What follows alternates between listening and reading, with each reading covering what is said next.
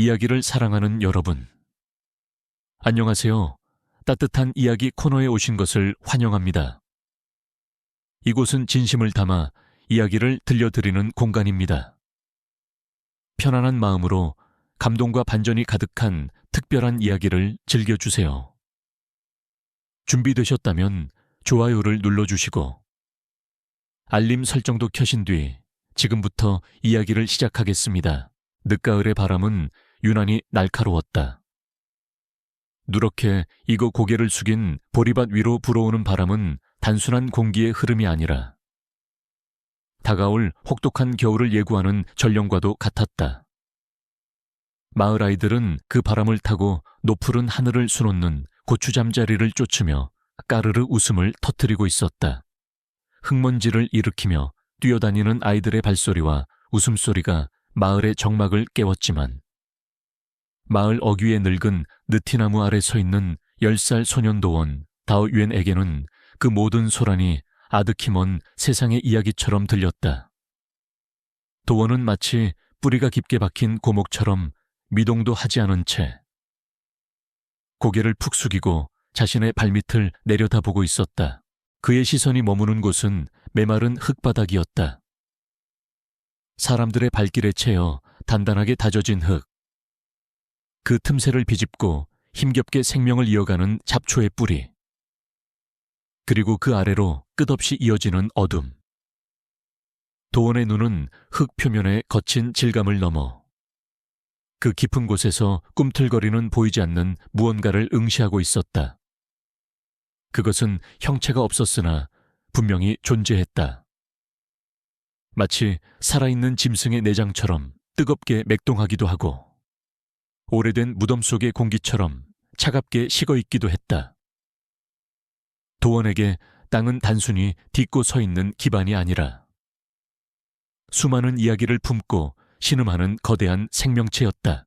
밭을 갈던 도원의 아비 칠성치싱은 잠시 괭이질을 멈추고 허리를 폈다. 굵은 땀방울이 주름진 이마를 타고 흘러내려 눈가를 맵게 했다. 그는 손등으로 땀을 훔쳐내며 밭두렁 너머 멍하니 서 있는 아들을 바라보았다. 칠성의 눈빛에는 깊은 근심과 알 수 없는 두려움이 서려 있었다. 남들은 자식이 10살이면 지게를 지고 나무를 해오거나 꼴을 베어 소를 먹인다는데 도원은 하루 종일 땅바닥만 쳐다보며 시간을 보내기 일쑤였다. 마을 사람들은 도원을 두고 넋이 나간 아이라거나 헛것을 보는 아이라며 수군거렸다. 칠성은 그런 소리를 들을 때마다 가슴이 미어지는 듯했다. 도원아, 해가 중천이다. 그만하고 새참이라도 좀 가져오너라. 아비의 목소리가 들려왔지만 도원은 금방 대답하지 못했다.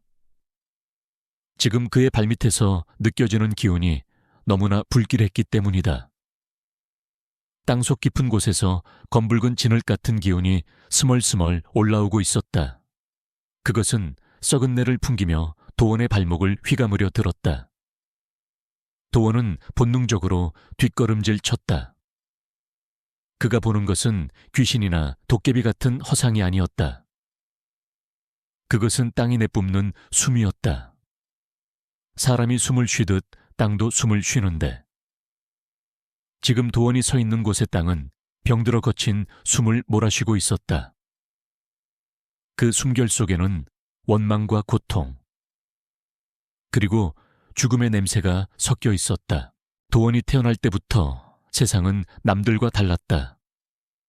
갓난아기 시절, 어머니의 품보다 차가운 방바닥의 냉기에 더 예민하게 반응하며 자지러지게 울어댔던 기억이 희미하게 남아 있었다.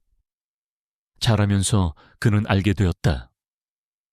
자신이 보는 세상의 색채가 남들과 다르다는 것을 풍요로워 보이는 들판 아래에서 말라비틀어진 물줄기를 보았고 겉보기에 평온한 집터 아래에서 서로를 갉아먹는 상극의 기운들이 뒤엉켜 싸우는 것을 보았다. 그것을 입 밖으로 낼 때마다 어른들은 재수없는 소리를 한다며 혀를 찾고 아이들은 기분 나쁘다며 돌을 던졌다. 그래서 도원은 침묵을 배웠다. 입을 다물고 눈을 내리까는 것. 그것이 도원이 이 세상에서 살아남는 유일한 방식이었다. 마을에서 가장 높은 언덕, 명당이라 불리는 곳에는 최부자의 기와집이 위풍당당하게 자리 잡고 있었다. 검은 기와가 물결치는 지붕은 하늘을 찌를 듯 솟아 있었고, 육중한 대문은 웬만한 장정셋이 밀어도 꿈쩍하지 않을 만큼 견고했다. 최 부자는 한양에서 이름난 직관을 큰돈을 주고 모셔와 터를 잡았다며 동네방네 자랑하고 다녔다. 이 터는 용이 여의주를 물고 승천하는 형국이라 자손만대 부귀영화를 누릴 것이다. 직관의 후원장담에 마을 사람들은 부러움 섞인 탄성을 질렀다. 그들은 최 부자 댁 앞을 지날 때마다 굽신거렸고 그 기운을 조금이라도 나눠받고 싶어 했다. 하지만 도원은 그 집 앞을 지날 때마다 숨이 턱턱 막혀오는 고통을 느꼈다. 남들의 눈에는 용의 형상으로 보일지 몰라도 도원의 눈에는 전혀 다른 것이 보였다. 집을 바치고 있는 거대한 주춧돌 아래 억눌린 땅의 기운이 피를 토하듯 검은 연기를 내뿜고 있었다. 그것은 용이 아니라 허리가 끊어진 채 고통에 몸부림치는 거대한 진의 형상에 가까웠다. 자연스러운 물길을 억지로 막고 흙을 쌓아 올린 탓에 갈 곳 잃은 수맥이 썩어가며 도끼를 품고 있었다. 그 도끼는 집 안구석구석으로 스며들어 화려한 단청과 비단 이불 속에 숨어든 채 그곳에 사는 사람들의 생기를 야금야금 갉아먹고 있었다. 며칠 전부터 도원은 그 기운이 심상치 않음을 느꼈다. 땅 밑에서 들려오는 신음소리가 점점 더 커지고 있었다. 마치 팽팽하게 당겨진 활시위가 끊어지기 직전의 비명 같았다. 어제 저녁, 늦여름의 끝자락을 알리는 장대비가 쏟아지던 날, 도원은 비를 피한다는 핑계로 최 부자댁 담벼락 밑에 쭈그리고 앉아 있었다. 빗줄기는 거세게 땅을 때렸고 빗물에 젖은 흙냄새가 진동했다. 도원의 눈에 비친 광경은 지옥도와 다름없었다. 빗물과 함께 땅 위로 솟구쳐 오르는 검은 기운들이 마치 수천 마리의 뱀처럼 담장을 타고 넘고 있었다. 그러나 담장 안쪽에서는 흥겨운 풍악 소리가 흘러나왔다. 최 부자의 황합잔치가 열리고 있었기 때문이다. 도원아, 여기서 뭐 하고 있니? 어느새 다가온 어머니가 도원의 어깨를 감쌌다. 거칠고 투박한 손이었지만 그 온기만은 세상 그 무엇보다 따뜻했다. 어머니는 비에 젖은 아들의 머리를 쓰다듬으며 걱정스런 눈빛으로 물었다. 도원은 어머니의 눈을 바라보며 입을 열려다 말고 다시 다물었다. 어머니, 저 집이 울고 있어요. 땅이 화가 나서 저 집을 삼키려 해요. 이 말을 어떻게 전할 수 있을까? 미친 소리라며 타박받는 것은 두렵지 않았다. 다만 자신의 말이 불러올 파장이 두려웠고 막을 수 없는 재앙을 미리 알고 있다는 무력감이 그를 짓눌렀다. 도원은 그저 고개를 저으며 어머니의 손을 잡고 집으로 돌아왔다. 그날 밤 도원은 한숨도 자지 못했다. 빗소리에 섞여 들려오는 땅의 울음소리가 귓가를 떠나지 않았다. 방바닥을 타고 전해지는 미세한 진동은 마치 누군가 땅 속에서 관 뚜껑을 두드리는 것만 같았다. 칠흑 같은 어둠 속에서 도원은 눈을 뜬 채 천장을 응시했다. 공기의 흐름이 바뀌고 있었다. 무겁고 습한 기운이 마을 전체를 짓누르기 시작했다. 그것은 폭풍전야의 고요함이 아니라 이미 시작된 파멸의 서곡이었다. 도원은 이불을 머리끝까지 뒤집었었지만 살을 파고드는 항의는 막을 수 없었다. 새벽달기 울기도 전 굉음이 마을을 뒤흔들었다. 천둥소리와는 달랐다. 무언가 거대하고 무거운 것이 무너져 내리는 소리, 그리고 뒤이어 들려오는 사람들의 비명소리, 도원은 자리에서 벌떡 일어났다. 심장이 미친 듯이 뛰었다. 올 것이 왔다. 그는 방문을 박차고 밖으로 뛰쳐나갔다. 칠성과 어머니도 놀란 눈으로 마당으로 나왔다. 마을 사람들이 횃불을 들고 최 부자 댁 쪽으로 달려가고 있었다. 도원도 그 뒤를 따랐다. 발바닥에 닿는 흙의 느낌이 어제와는 달랐다.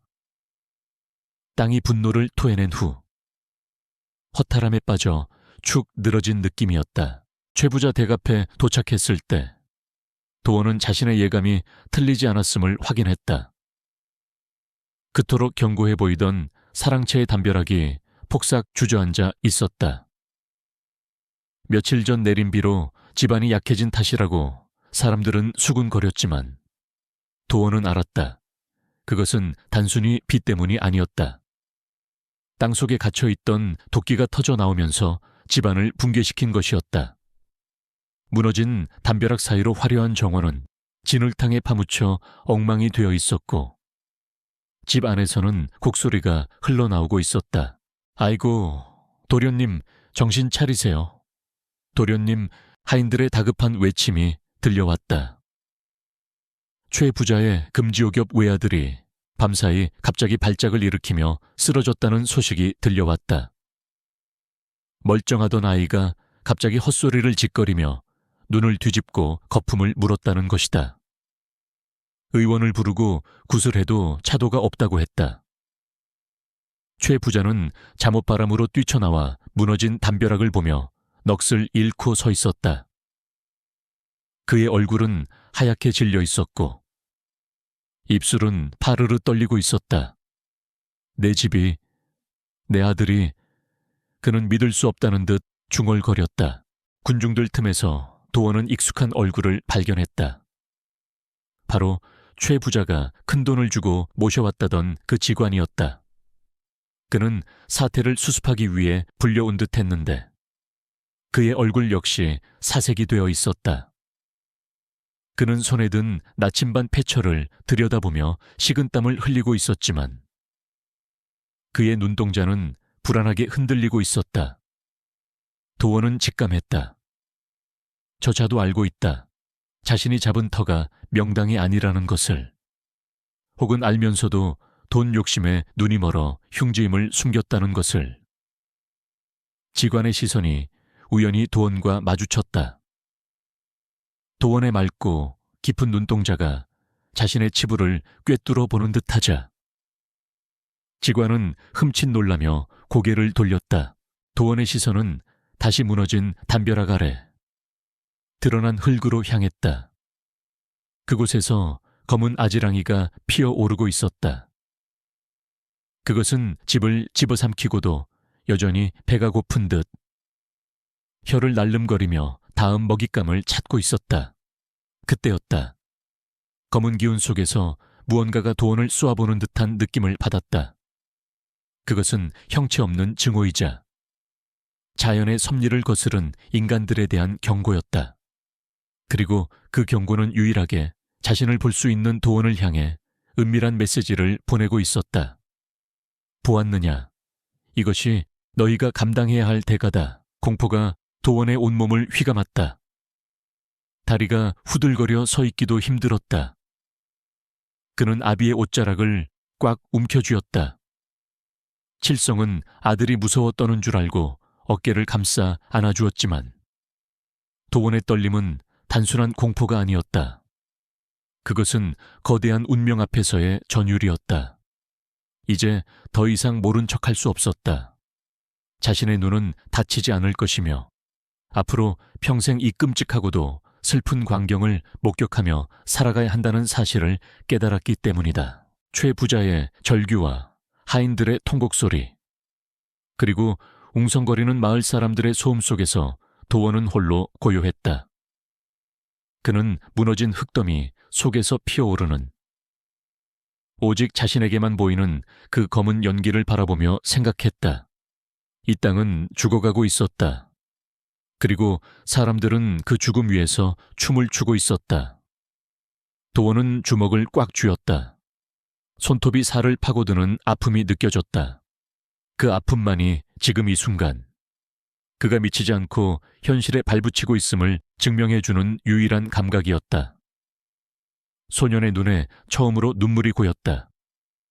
그것은 두려움의 눈물이 아니라 앞으로 걸어가야 할 고독한 길에 대한 예감 때문이었다. 오늘 들려드릴 이야기는 순수한 창작물로 오직 오락과 감상을 위한 내용이며 실제 인물이나 사건과는 전혀 관련이 없음을 알려드립니다. 최부자 댁의 담장이 무너진 그날 이후 마을의 공기는 눈에 띄게 무거워졌다. 늦가을에 청명했던 하늘은 온데간데 없고 잿빛 구름이 낮게 깔려 마을 전체를 짓누르는 듯했다.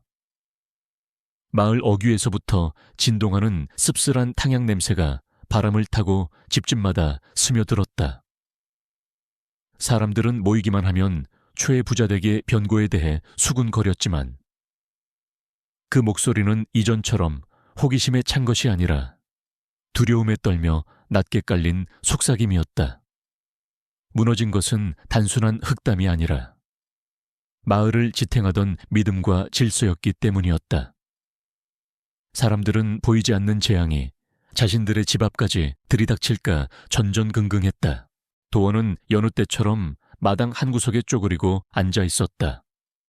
하지만 이제 그를 바라보는 마을 사람들의 시선은 완전히 달라져 있었다.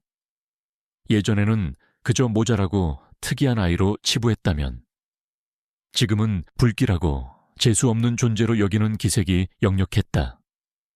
아낙네들은 우물가에서 도원이 나타나면 황급히 물동이를 챙겨 자리를 떴고 아이들은 도원이 가까이 오기만 해도 돌을 던지며 귀신 들린 애가 온다 라고 소리쳤다. 도원은 그들의 눈빛 속에 담긴 혐오와 공포를 고스란히 느꼈지만 아무런 대꾸도 하지 않았다.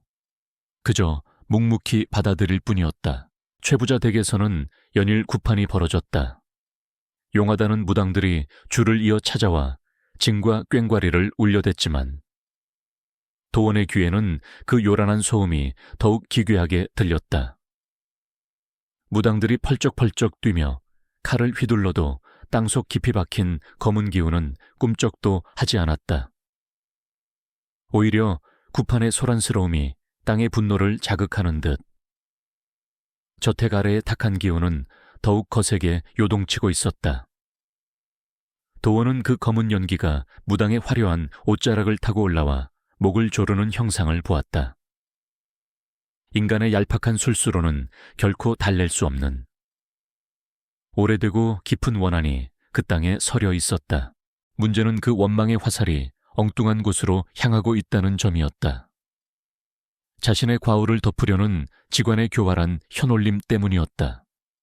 그는 최부자의 불호령을 피하기 위해 털을 잘못 잡은 것이 아니라 누군가의 부정한 기운이 명당의 혀를 막았다고 둘러댔다.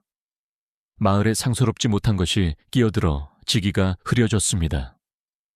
직관의 그 한마디는 불안에 떨던 마을 사람들에게 먹잇감을 던져준 꼴이 되었다. 사람들은 자신들의 불안을 해소할 희생양을 찾고 있었고 그 표적은 자연스럽게 며칠 전 담벼락 아래서 멍하니 앉아있던 도원에게로 향했다. 칠성은 마을 사랑방에 나갔다가 얼굴이 불그락푸르락해져서 돌아왔다. 평소 성실하고 온순하던 그가 툇마루를 주먹으로 내리치며 분을 사귀지 못하는 모습은 처음이었다. 말도 안 되는 소리, 우리 도원이가 무슨 죄가 있다고. 칠성은 아내 앞에서 울분을 토했다. 마을 사람들이 도원의 눈빛이 흉흉하여 재앙을 불렀다고 수군거린다는 것이었다. 심지어 어떤 이는 도원이 저주를 퍼부어 담장을 무너뜨렸다는 헛소문까지 퍼뜨리고 있었다.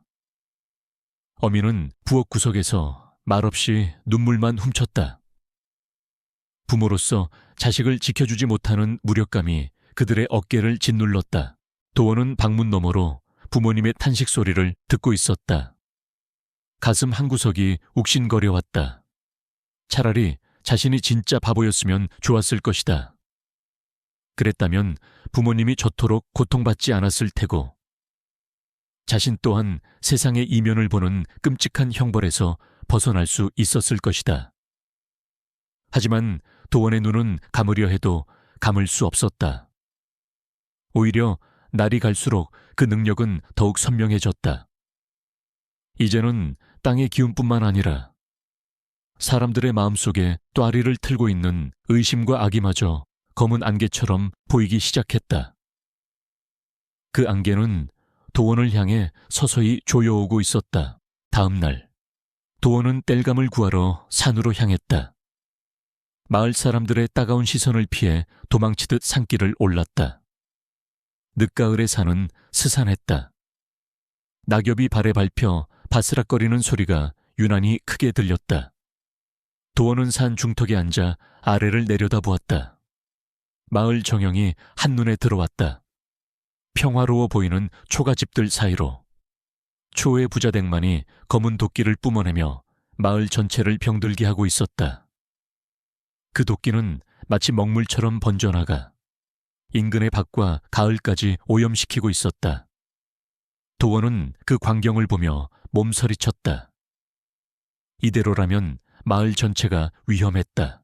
그때 누군가 뒤에서 인기척을 냈다. 도원이 화들짝 놀라 뒤를 돌아보니 초의 부자댁에 늙은 집사가 서 있었다. 평소 깐깐하기로 소문난 그는 수척해진 얼굴로 도원을 뚫어지게 바라보고 있었다. 내 놈이 도원이냐? 집사의 목소리는 갈라져 있었다. 도원은 겁에 질려 고개만 끄덕였다. 집사는 주위를 두리번거리더니 품 안에서 엽전 꾸러미를 꺼내 도원의 앞에 던졌다. 짤그랑 소리가 정적을 깼다. 이걸 가지고 썩 꺼져라. 내 놈이 마을에 있는 한 도련님 병세가 차도가 없을 거라는 말이 돌더구나. 도원은 바닥에 뒹구는 엽전을 내려다보았다. 그것은 돈이 아니라 모욕이었다. 그리고 동시에 두려움의 증거였다. 저들은 진실을 마주하기보다 힘없는 아이 하나를 쫓아내는 것으로 위안을 삼으려 하고 있었다. 도원은 떨리는 손으로 엽전을 집어들지 않았다. 대신 천천히 고개를 들어 집사의 눈을 똑바로 바라보았다. 그 순간 도원의 입에서 의도하지 않은 말이 튀어나갔다. 돈으로 막을 수 없어요. 땅이 배가 고파해요. 그 집은 무덤 위에 지어졌으니까요. 그것은 도원의 의지가 아니라 도원의 입을 빌린 어떤 경고였다. 집사의 얼굴이 백지장처럼 하얗게 질렸다. 그는 마치 귀신을 본 것처럼 뒷걸음질 쳤다. 도원 역시 자신의 입에서 나온 말에 놀랐다. 그는 한 번도 그런 말을 입 밖으로 낸 적이 없었다. 하지만 한 번 터진 말문은 멈추지 않았다. 주추주돌 아래를 파보세요. 썩은 물이 고여 있을 거예요. 그 물을 퍼내지 않으면. 도련님뿐만 아니라 대감마님도. 도원은 말을 끝맺지 못했다. 공포에 질린 집사가 비명을 지르며 도망쳤기 때문이다. 도원은 멍하니 서서 멀어지는 집사의 뒷모습을 바라보았다. 돌이킬 수 없는 강을 건넌 기분이었다. 그날 저녁, 집으로 돌아온 도원을 기다리고 있는 것은 싸늘한 침묵이었다. 밥상머리에는 식은 보리밥과 김치뿐이었고 칠성과 어미는 숟가락을 들 생각도 하지 않았다. 집사가 마을로 내려가 도원이 한 말을 퍼뜨린 것이 분명했다. 이제 도원은 단순한 재수 없는 아이가 아니라 양반집에 저주를 퍼부은 불경한 죄인이 되어 있었다. 칠성은 깊은 한숨을 내쉬며 막걸리 사발을 들이켰다. 도원아, 네가 정말 그런 말을 했느냐? 아비의 목소리는 떨리고 있었다.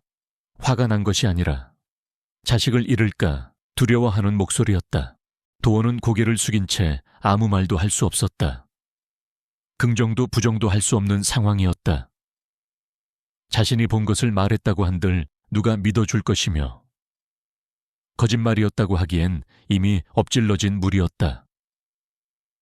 내일부터는 방 밖으로 한 발자국도 나오지 마라. 칠성은 단호하게 말했지만 그 눈가는 젖어 있었다. 어미는 도원을 끌어안고 소리 죽여 울었다. 도원은 어미의 품에서 매캐한 흙 냄새를 맡았다. 그것은 자신이 보았던 죽은 땅의 냄새와는 다른 생명을 품고 기르는 따뜻한 흙의 냄새였다. 하지만 그 따뜻함조차 도원을 지켜주기엔 너무나 위태로워 보였다. 밤이 깊었지만 도원은 잠들 수 없었다. 사방에서 옥죄어 오는 압박감이 숨통을 조여왔다. 문 밖에서는 찬바람이 문풍지를 세차게 흔들었다. 마치 당장이라도 마을 사람들이 들이닥쳐 자신을 끌어낼 것만 같은 공포가 엄습했다. 도원은 이불을 뒤집어쓰고 귀를 막았다. 그러나 귀를 막아도 들려오는 소리가 있었다. 그것은 최부자댁 방향에서 들려오는 땅이 쩍쩍 갈라지는 듯한 파열음이었다. 재앙은 아직 끝나지 않았다. 오히려 이제 막 시작되었을 뿐이었다. 그리고 그 중심에 자신이 서 있다는 사실이 도원을 견딜 수 없게 만들었다. 소문은 발 없는 말이 되어 천리를 갔다. 최부자댁의 병고가 어린아이의 저주 때문이라는 흉흉한 이야기는 마을을 넘어 읍내 장터까지 퍼져나갔다. 촌부들의 입을 타고 부풀려진 소문은 어느새 도원을 요망한 잡귀가 씌어 양반가를 능멸한 죄인으로 둔갑시켜 놓았다. 급기야 관아의 이방이 주막에서 그 이야기를 듣고 흥미를 보였다는 소식까지 들려왔다. 단순한 가십거리가 아니라 지방 토호와 관청이 개입할 수도 있는 위험한 불씨가 되어가고 있었던 것이다. 칠성은 마당을 서성이며 타들어가는 속을 달랬다. 관에서 사람이 나오기라도 한다면 힘없는 소장농인 자신이 아들을 지킬 방법은 전무했다. 곤장을 맞거나 옥살이를 하는 것으로 끝나면 다행이겠으나 자칫하면 요설로 민심을 어지럽혔다는 죄목으로 참형을 당할 수도 있는 노릇이었다. 칠성은 밤하늘을 올려다보았다. 무심한 달빛만이 초가집 마당을 비추고 있었고 그 차가운 빛 아래서 그는 잔혹한 결단을 내려야만 했다. 사흘 뒤 해질녘 어스름이 깔릴 무렵 한 노승이 칠성의 집 살인문 앞에 멈춰 섰다. 누더기 승복의 삿갓을 눌러쓴 그는 시주를 청하는 대신 마당 한가운데서 흙장난을 하고 있는 도원을 말없이 응시했다. 노승의 눈빛은 깊고 고요했으나 그 안에는 세속의 때를 벗어던진 이만이 가질 수 있는 날카로운 통찰이 번뜩이고 있었다. 칠성은 본능적으로 그가 평범한 스님이 아님을 직감하고 황급히 뛰어나가 고개를 숙였다. 지나가던 과객이오나 이 집터의 기운이 기이하여 발길을 멈췄소이다. 노승의 목소리는 쇠를 긁는 듯 거칠었지만 묘한 울림이 있었다. 그는 도원을 가리키며 칠성에게 물었다. 저 아이, 그릇은 종지기인데 담긴 물은 바다로구나.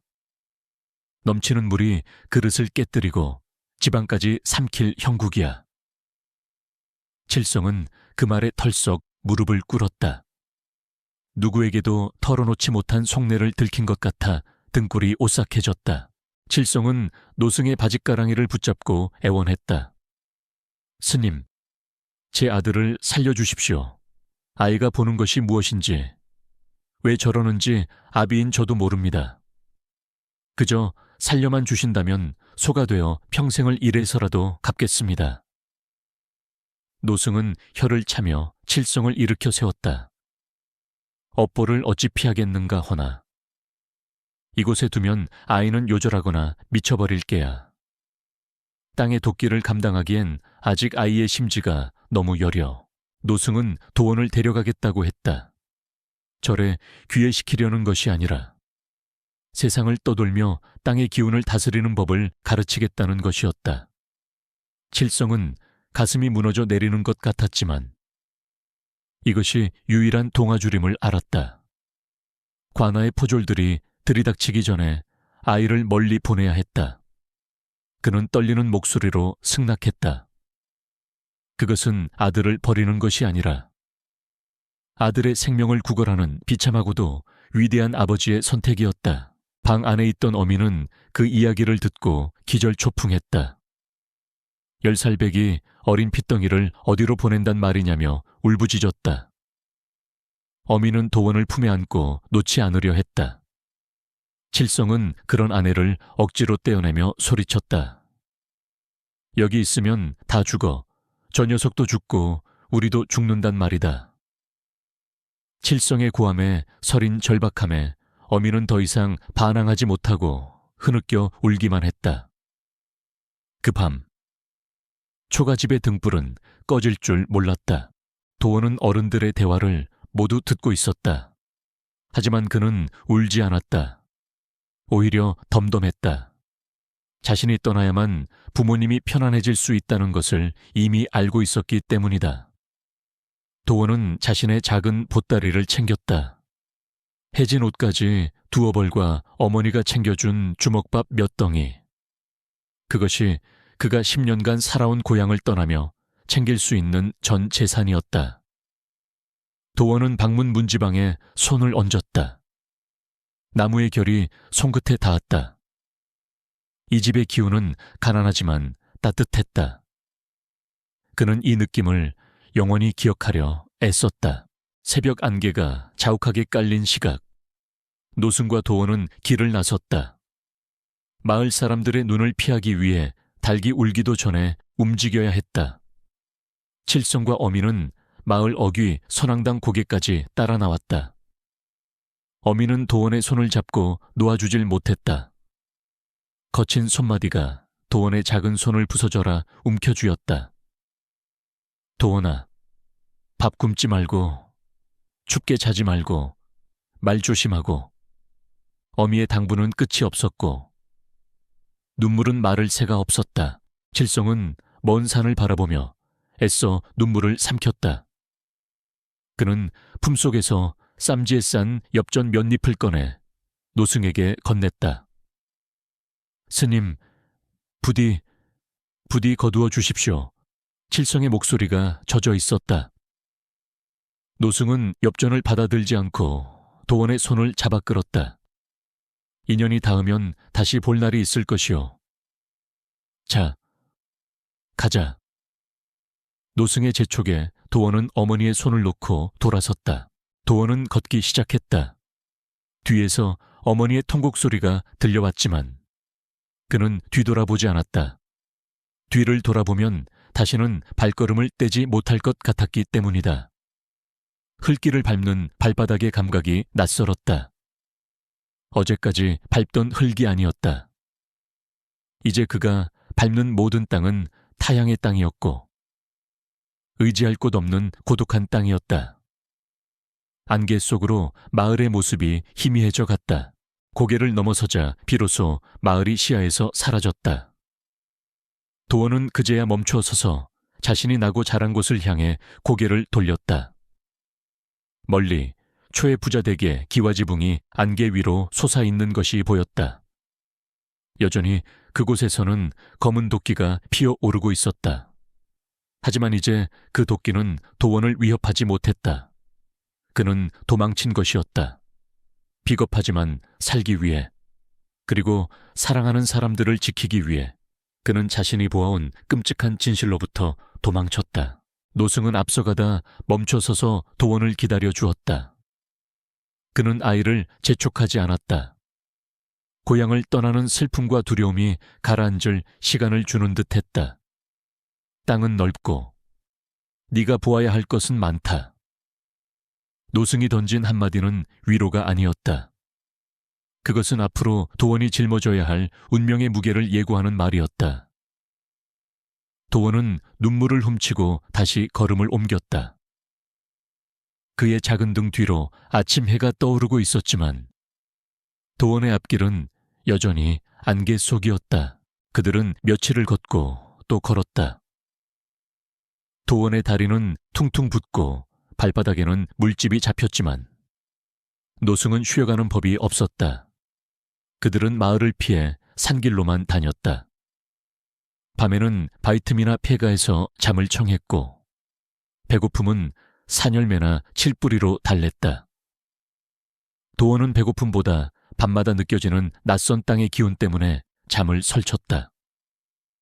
어떤 산은 호랑이처럼 사납게 으르렁거렸고 어떤 들판은 병든 노인처럼 힘없이 신음했다. 세상 천지가 고통받는 땅뿐인 것 같았다. 어느 날 밤, 그들은 낡은 성황당에서 하룻밤을 묵게 되었다. 촛불 하나 없는 어둠 속에서 노승이 처음으로 도원에게 말을 걸었다. 너는 땅에 무엇을 보느냐? 도원은 잠시 망설이다 대답했다. 아픔이 보입니다. 땅이 울고 화내고 썩어가는 것이 보입니다. 노승은 고개를 끄덕였다. 그것은 땅의 마음이 아니라 땅에 깃든 인간의 마음이다. 땅은 본래 선악이 없으나 사람이 욕심으로 땅을 범하니 땅이 병드는 것이다. 도원은 그 말의 뜻을 온전히 이해할 수는 없었지만 가슴 한구석에 묵직한 울림을 느꼈다. 자신이 보아온 흉한 기운들이 실은 땅 자체의 문제가 아니라 그 위에 사는 사람들의 탐욕이 만들어낸 결과물이라는 깨달음이었다. 최부자되게 검은 연기도 결국 최부자의 욕심이 불러온 재앙이었던 셈이다.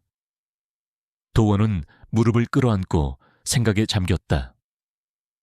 그렇다면 자신은 그저 병든 땅을 지켜보는 구경꾼에 불과한 것인가? 아니면 그 병을 고칠 수 있는 의원이 될 수 있는 것인가? 여행은 계속되었다. 계절이 바뀌어 첫눈이 내릴 무렵 도원은 더 이상 마을을 그리워하며 울지 않게 되었다. 그의 얼굴은 햇볕에 검게 그을렸고 눈빛은 더욱 깊어졌다. 그는 노승의 짐을 들어주고 앞서서 길을 살피는 법을 배웠다.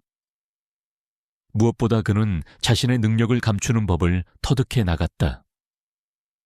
낯선 마을을 지날 때 땅에서 올라오는 시체 썩는 냄새가 코를 찔러도 그는 태연하게 표정을 관리하며 밥을 먹었다.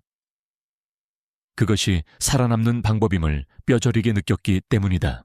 한 번은 장터 국밥집에서 합석한 장사치들이 명당 자리를 놓고 떠드는 소리를 들었다. 그들은 사기꾼 직원에게 소가 흉지를 거금을 주고 샀으면서도 서로 자랑하느라 침을 튀겼다. 예전 같았으면 나서서 말렸을 도원이었지만 이제는 묵묵히 국밥만 떠먹었다. 진실을 말한다고 해서 그들이 고마워하지 않을 뿐더러 오히려 자신을 해코지할 것임을 알았기 때문이다. 노승은 그런 도원의 모습을 보며 미세하게 고개를 끄덕였다. 침묵의 무게를 배우는 것, 그것이 수행의 첫걸음이었다. 도원은 점차 소년의 티를 벗고 있었다.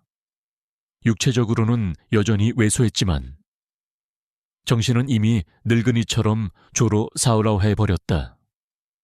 그는 사람들의 웃음 뒤에 숨겨진 칼날을 보았고 화려한 기와집 아래 썩어가는 시궁창을 보았다. 세상은 아름답지 않았다. 하지만 그렇기에 더욱 살아야 했다. 죽을 땅과 살 땅을 구분하는 눈. 그것은 저주가 아니라 생존을 위한 유일한 무기였다. 도원은 집신끈을 고쳐매며 다시 길을 나섰다. 그의 발걸음은 이제 더 이상 도망치는 자의 것이 아니라 길을 찾는 자의 그것이었다. 세월은 유수와 같이 흘러 어느덧 10년이라는 시간이 훌쩍 지나갔다. 소년이었던 도원은 이제 갓을 쓴 청년의 모습으로 변해 있었다. 그의 얼굴에는 소년 시절의 앳된 모습은 사라지고 세상의 풍파를 겪은 이만이 가질 수 있는 깊은 고독과 냉소가 자리 잡았다. 그를 이끌어주던 노승은 지난 겨울 이름 모를 산자락에서 조용히 입적했다. 노승은 죽기 전 자신의 시신을 화장하지 말고 그저 흙으로 돌려보내 달라는 유언을 남겼다.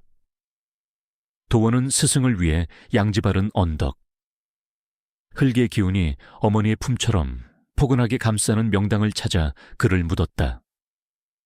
스승은 평생을 떠돌았으나 죽어서야 비로소 가장 편안한 땅에서 안식을 얻은 것이다. 홀로 남겨진 도원은 다시 정처 없는 유랑의 길을 떠났다. 그의 보찜에는 낡은 옷 몇 벌과 스승이 남긴 낡은 나침반 하나가 전부였지만 그의 눈에는 세상의 그 어떤 보물보다 무겁고 두려운 진실들이 가득 담겨 있었다. 도원은 사람들의 눈을 피해 주로 산길이나 샛길을 이용했다. 사람들이 많이 모이는 곳에 가면 땅에서 올라오는 수만 가지 욕망과 원한의 기운들이 뒤엉켜 머리가 깨질 듯 아팠기 때문이다.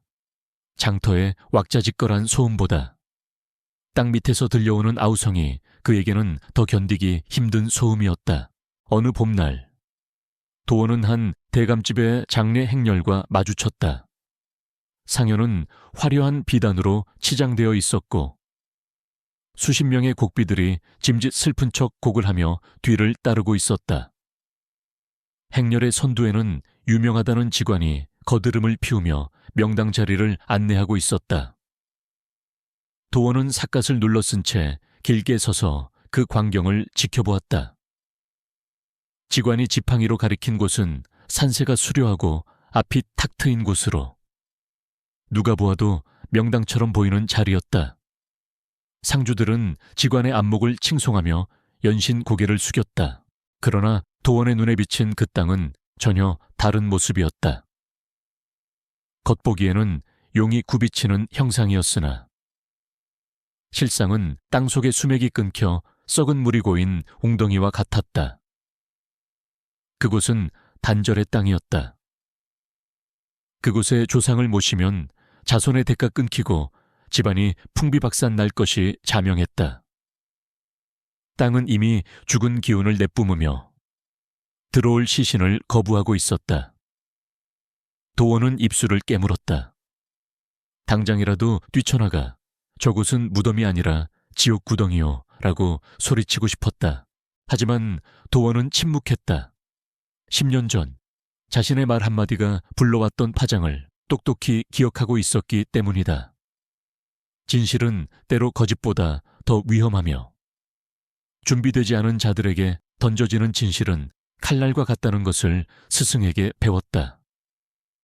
저들은 이미 막대한 돈을 들여 저 땅을 샀고 직관의 권위에 맹목적인 믿음을 보내고 있었다. 지금 도원이 나서봤자 미친놈 취급을 당하거나 매질을 당해 쫓겨날 것이 뻔했다. 도원은 씁쓸한 표정으로 고개를 돌렸다. 화려한 상여가 죽음의 구렁텅이로 들어가는 것을 보면서도 그는 방관자가 될 수밖에 없었다. 며칠 뒤 도원은 폭우를 만나 산속의 외딴 집에서 하룻밤을 묵게 되었다. 다 쓰러져가는 초가집에는 늙은 노부부가 살고 있었다. 집은 비가 새어 곳곳에 그릇을 받쳐 놓아야 할 형편이었고 저녁상이라곤 묽은 죽 한 그릇과 짠지 하나가 전부였다. 가난이 덕지덕지 묻어나는 집이었지만 이상하게도 도원은 그 집에 들어선 순간 마음이 편안해지는 것을 느꼈다. 바깥에는 천둥이 치고 비바람이 몰아치는데도 집 안은 마치 튼튼한 성체 안에 있는 듯 아늑했다. 도원은 숟가락을 놓으며 방바닥을 짚어보았다. 겉보기에는 거친 흙바닥이었지만 그 아래로는 따뜻하고 맑은 기운이 막힘없이 흐르고 있었다. 이 땅은 비록 재물을 불러오는 땅은 아니었으나 사람의 마음을 어루만지고 병을 치유하는 생명의 땅이었다. 노부부는 가난했지만 서로를 위하는 마음이 극진했고 얼굴에는 그늘이 없었다. 그들은 흙이 주는 선한 기운을 받아 건강하고 평화롭게 살고 있었다. 누추하지만 푹 쉬다 가시게. 비바람이 지나면 내일은 맑은 해가 뜰 걸세. 주인 영감의 따뜻한 말에 도원은 가슴 한구석이 뭉클해졌다. 부자의 화려한 무덤은 멸망을 품고 있었고 빈자의 초라한 집은 생명을 품고 있었다. 세상의 잣대로는 천양지차인 두 곳이었지만 땅의 이치로 보면 정반대의 가치를 지니고 있었다. 도원은 그날 밤 오랜만에 땅의 신음소리를 듣지 않고 깊은 잠에 빠져들었다. 다음 날 아침 도원은 노부부에게 넙죽절을 올리고 다시 길을 떠났다.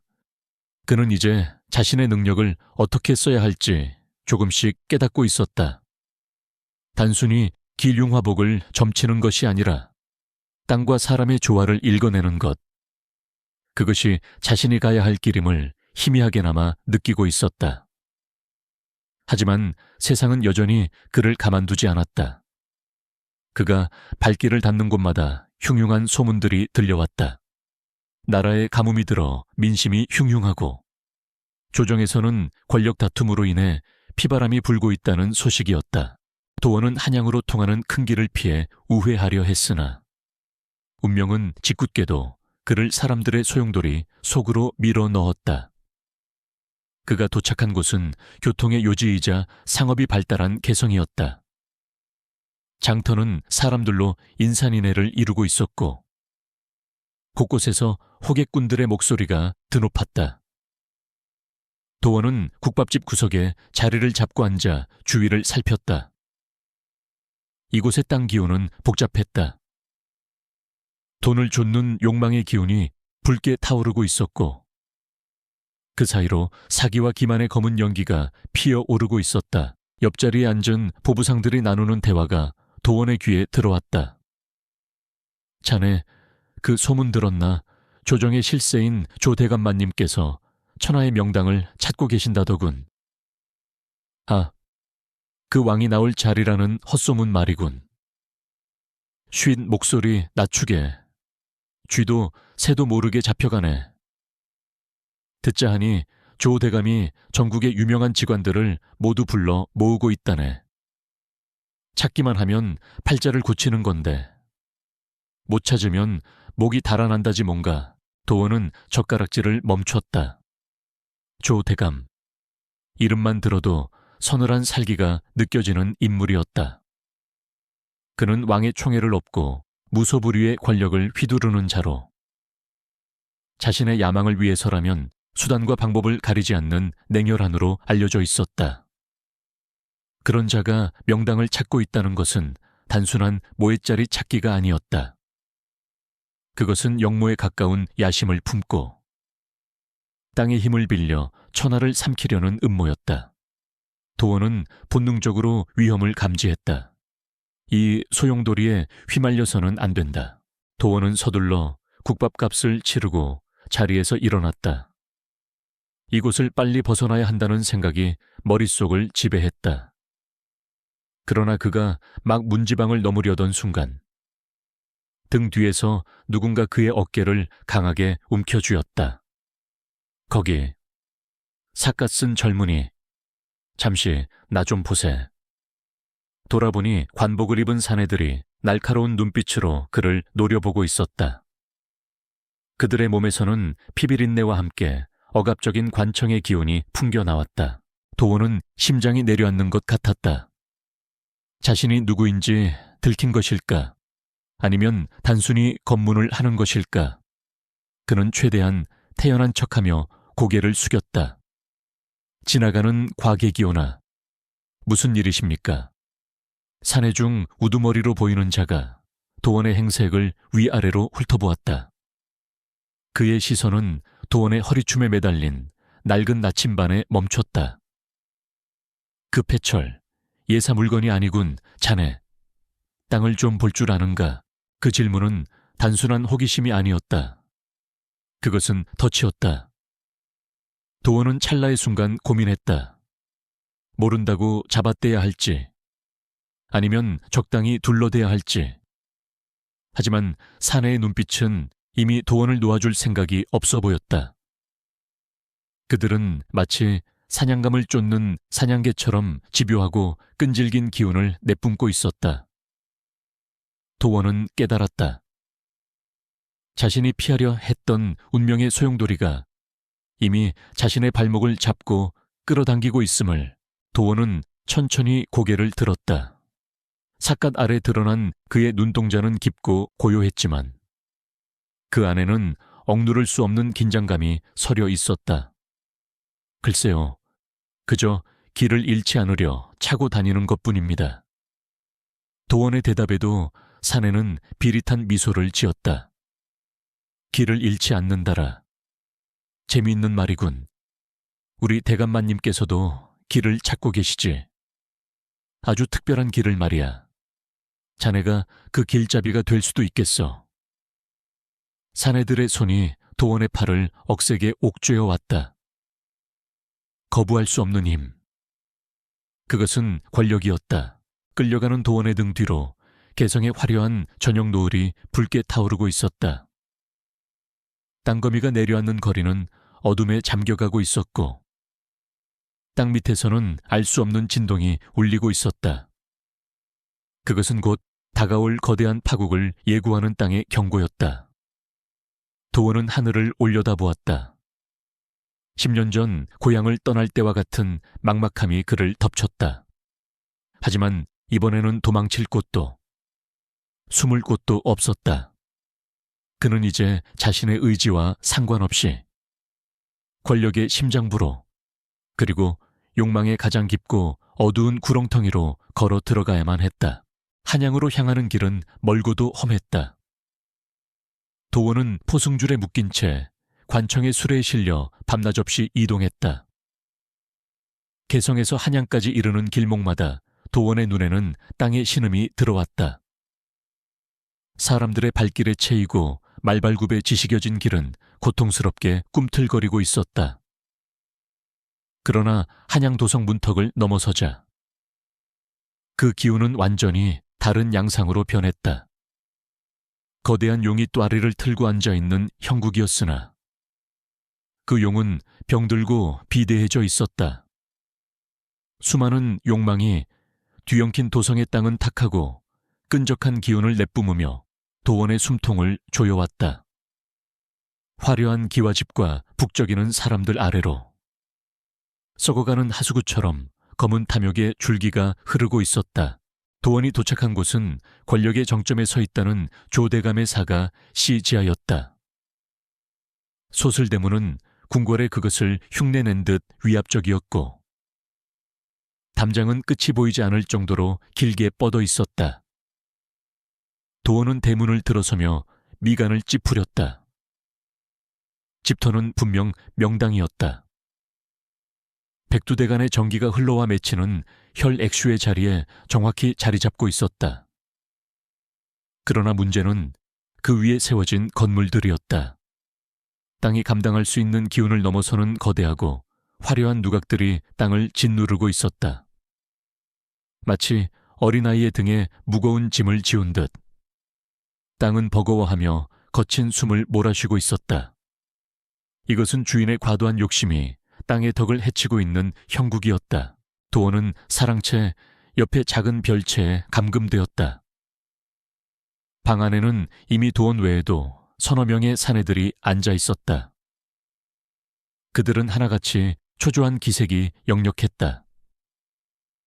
낡은 폐철을 만지작거리는 노인, 식은땀을 흘리며 중얼거리는 중년 사내, 그리고 눈을 감고 체념한 듯 앉아있는 젊은 승려까지. 그들은 모두 전국 각지에서 불려온 직관들이었다. 방 안의 공기는 무거웠다. 서로 통성명을 할 여유조차 없었다.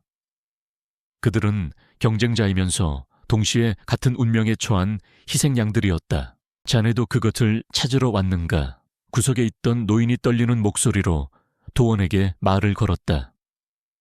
도원은 말없이 고개만 끄덕였다. 노인은 한숨을 내쉬며 말을 이었다. 조 대감이 찾는 것은 보통 명당이 아니야. 왕이 나올 자리. 군왕지지 준왕지 뒤를 찾고 있어. 그게 무슨 뜻인지 알지, 영모야. 영모, 그걸 찾아내면 입막음을 위해 죽을 것이고 못 찾아내면 무능하다고 죽을 걸세. 노인의 말에 방 안의 공포는 더욱 짙어졌다. 도원은 주먹을 꽉 쥐었다. 자신의 예감이 틀리지 않았다는 사실이 뼈저리게 다가왔다. 그때 방문이 거칠게 열리고 험상궂은 호위무사들이 들이닥쳤다. 그들은 다짜고짜 식은땀을 흘리던 중년 사내를 끌어냈다. 대감마님께서 부르신다. 사내는 끌려가지 않으려 발버둥 쳤지만 역부족이었다. 문이 닫히고 잠시 후 밖에서 들려오는 비명소리는 짧고 강렬했다. 그리고 다시 찾아온 정적 방 안에 남은 사람들은 숨소리조차 내지 못했다. 죽음이 문 바로 밖에서 기다리고 있었다. 도원은 눈을 감고 마음을 다잡았다. 땅의 기운을 읽는 것보다 더 어려운 것은 광기에 사로잡힌 인간의 마음을 읽는 것이었다. 얼마나 시간이 지났을까. 다시 문이 열리고 호위무사가 도원을 지목했다. 다음, 너다. 도원은 천천히 자리에서 일어났다. 다리가 후들거렸지만 내색하지 않으려 애썼다. 그는 무사들의 등 뒤를 따라 긴 복도를 걸었다. 복도 곳곳에는 값비싼 도자기와 그림들이 장식되어 있었지만 도원의 눈에는 그것들이 모두 죽은 자의 부장품처럼 보였다. 이 집은 살아있는 사람의 거처가 아니라 살아있는 채로 묻힌 자들의 거대한 무덤과도 같았다. 도원이 안내된 곳은 조대감의 서재였다. 방 안은 어두웠고 최고급 향 냄새가 진동했다. 그 향내는 어딘가 모르게 피냄새를 감추기 위한 것처럼 느껴졌다. 방 한가운데 놓인 흑단 책상 뒤로 한 사내가 앉아 있었다. 조대감이었다. 그는 붓을 들어 무언가를 쓰고 있었는데 분놀림이 유려하면서도 거침이 없었다. 그는 도원이 들어왔음에도 고개를 들지 않고 한동안 글 쓰는 데에만 열중했다. 그 침묵 자체가 상대를 제압하는 무언의 압력이었다. 네가 그 아이더냐. 한참 만에 조대감이 입을 열었다. 그의 목소리는 낮고 부드러웠지만 그 안에는 서슬 퍼런 칼날이 숨겨져 있었다. 그는 붓을 내려놓고 천천히 고개를 들어 도원을 바라보았다.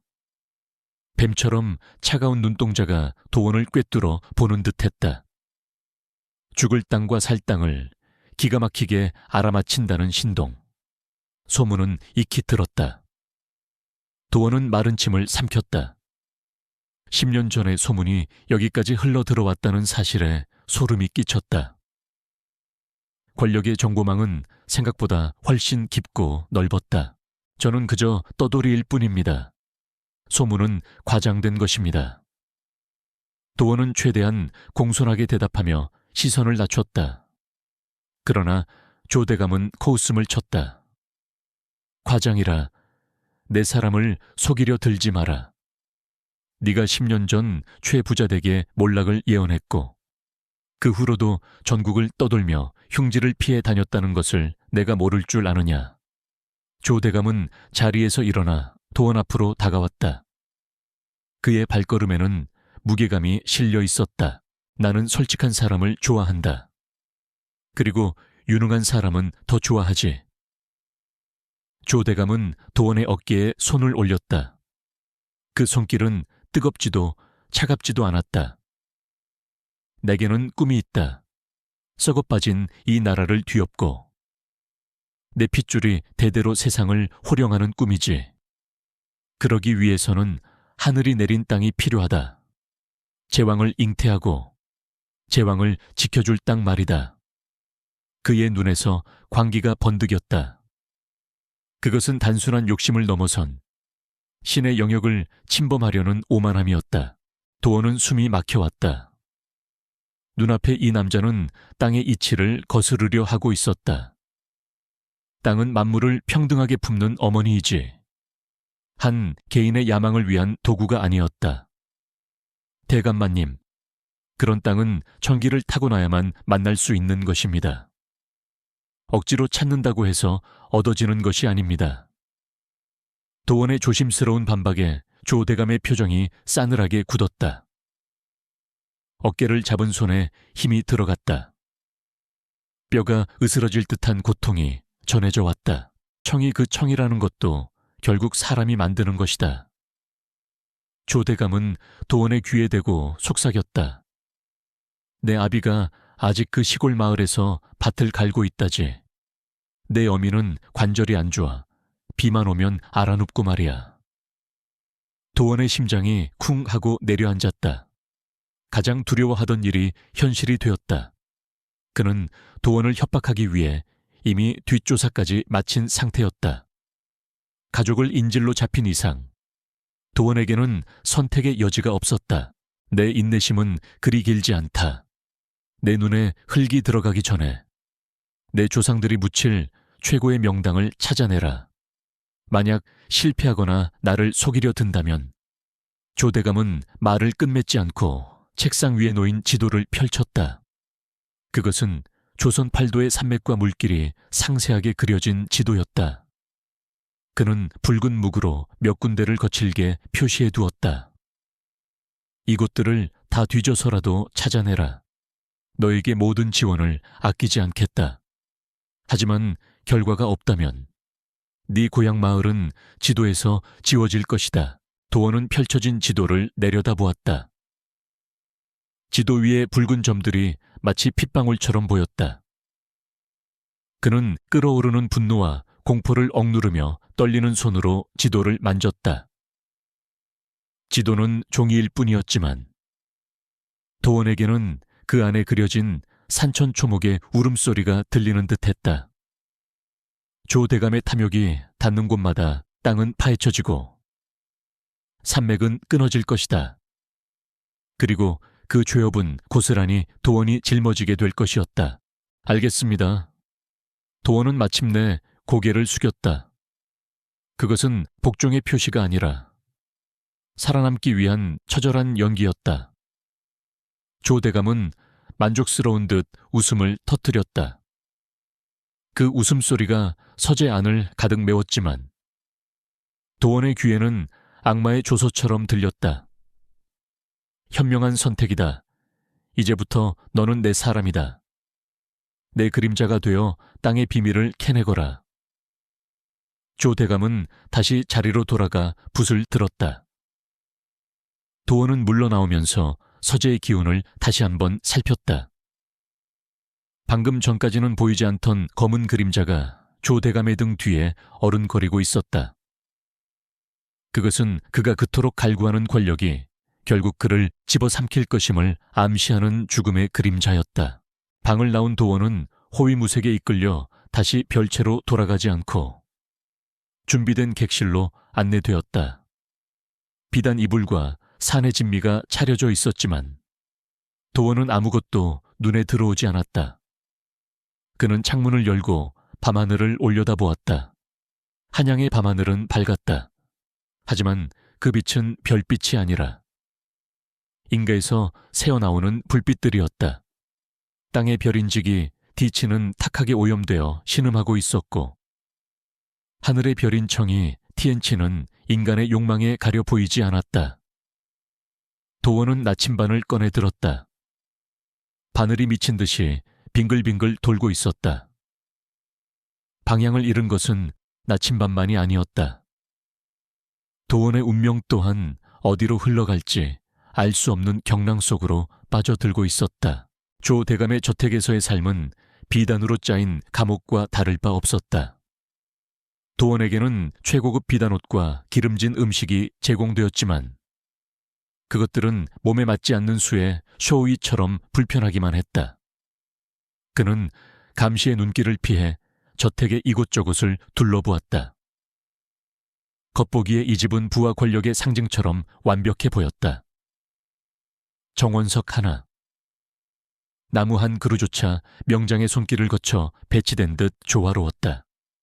그러나 도원의 눈에는 그 모든 인위적인 아름다움이 기괴한 부조화로 비쳤다. 땅은 숨을 쉬어야 하는데 이곳의 땅은 주인의 강박적인 통제 아래 질식해가고 있었다. 도원은 별채에서 다른 직원들과 함께 기거했다. 그 중에는 한양 바닥에서 꽤나 이름을 날린다는 직원 지씨도 있었다. 그는 도원의 젊은 나이와 촌스러운 행색을 노골적으로 무시했다. 어디서 굴러먹던 갯뼈다귀가 대감마님의 눈에 들어가지고는 지씨는 틈만 나면 도원을 비아냥거렸고 다른 직원들도 그의 비위를 맞추며 킬킬거렸다. 도원은 그들의 조롱에 대꾸하지 않았다. 그저 그들의 몸에서 피어오르는 탁한 기운을 관찰할 뿐이었다. 그들의 기운은 욕망으로 얼룩져 잿빛을 띠고 있었고 두려움 때문에 파르르 떨리고 있었다. 어느 날 오후 도원은 후원에서 조대감의 외아들인 조인석을 목격했다. 그는 창백한 얼굴에 신경질적인 눈빛을 가진 사내였다. 인석은 사소한 실수로 하녀에게 고함을 치며 꽃병을 집어 던지고 있었다. 내년이 감히 나를 무시해 내 아버지가 누군지 알고 깨진 도자기 파편이 사방으로 튀었고 하녀는 바닥에 엎드려 벌벌 떨었다. 그것은 단순한 분노가 아니라 자신의 나약함을 감추기 위한 발악에 가까웠다. 그 광경을 멀리서 지켜보는 시선이 또 하나 있었다. 바로 조 대감이었다. 그는 아들의 폐악질을 말리지 않고 차가운 눈으로 응시하고 있었다. 그의 눈빛에는 아들에 대한 사랑이나 훈육의 의지 대신 깊은 경멸과 실망감이 서려 있었다. 저런 놈에게 대업을 물려줘야 하다니 조 대감의 속마음이 들리는 듯했다. 도원은 깨달았다.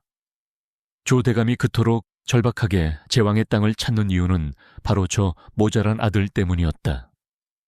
땅의 힘을 빌려서라도 뱀을 용으로 만들려는 어리석고도 집요한 부정푸칭이자 욕망이었다.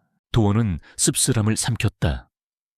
명당은 사람을 돕는 것이지 사람의 본질을 바꾸지는 못한다. 썩은 나무에 거름을 준다고 해서 좋은 열매가 열리지 않는 법이다. 하지만 조 대감은 그 자연의 섭리를 거스르려 하고 있었다. 그는 자신의 권력과 재물로 땅조차 매수할 수 있다고 믿는 오만한 인간이었다. 도원은 저택을 휘감고 있는 검은 기운이 땅에서 나온 것이 아니라 바로 저 부자 후지의 마음속에서 흘러나와 땅을 오염시키고 있음을 확신했다. 그날 밤 조 대감은 직원들을 사랑채로 호출했다.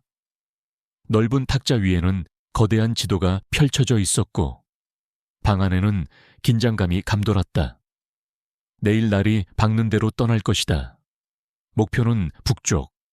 자네들이 말하는 명산들이 즐비한 곳이지. 조 대감의 목소리는 낮지만 단호했다. 지씨가 먼저 나서서 아부를 떨었다. 대감마님, 제가 봐둔 자리가 몇 군데 있습니다. 그곳에 모시면 당대 발복은 물론이요. 자손만대 왕우장상의 씨가 마르지 않을 것입니다. 지씨가 손가락으로 가리킨 곳들은 하나같이 험준한 산세 속에 숨겨진 곳들이었다. 그는 화려한 언변으로 그 땅들의 장점을 늘어놓았지만 도원의 눈에는 위험천만한 곳들로 보였다. 기세가 너무 강하여 사람을 잡아먹거나 겉만 번지르르하고 속은 비어있는 허풍선이 같은 땅들이었다. 조 대감은 지씨의 말에 고개를 끄덕이는 척하면서도 시선은 구석에 침묵하고 있는 도원을 향했다. 자네는 말이 없군. 저 촌놈의 눈에는 이 지도가 보이지 않는가? 조 대감의 질문에 모든 시선이 도원에게 쏠렸다. 지씨는 고소하다는 듯 비웃음을 흘렸다. 도원은 천천히 고개를 들어 지도를 바라보았다. 지도는 종이 위에 그려진 선에 불과했지만 도원에게는 그 산맥의 울음소리가 들리는 듯했다. 지도는 그림일 뿐입니다. 땅은 발로 밟고 냄새를 맡고 그 숨결을 느껴야 비로소 진면목을 알 수 있습니다. 도원의 차분한 대답에 방 안의 공기가 싸늘해졌다. 지씨가 발끈하여 소리쳤다. 이 무식한 놈이 어디서 감히. 그러나 조 대감은 손을 들어 그를 제지했다. 그의 입가에 묘한 미소가 번졌다. 맞는 말이다. 그래서 내가 너를 선택한 것이다. 그림에 속지 않는 눈을 가졌으니까. 조 대감은 자리에서 일어나 지도 위에 한 지점을 붓으로 짚었다. 이곳으로 갈 것이다. 전설에 따르면 이곳에 승천하지 못한 이무기가 잠들어 있다고 하지.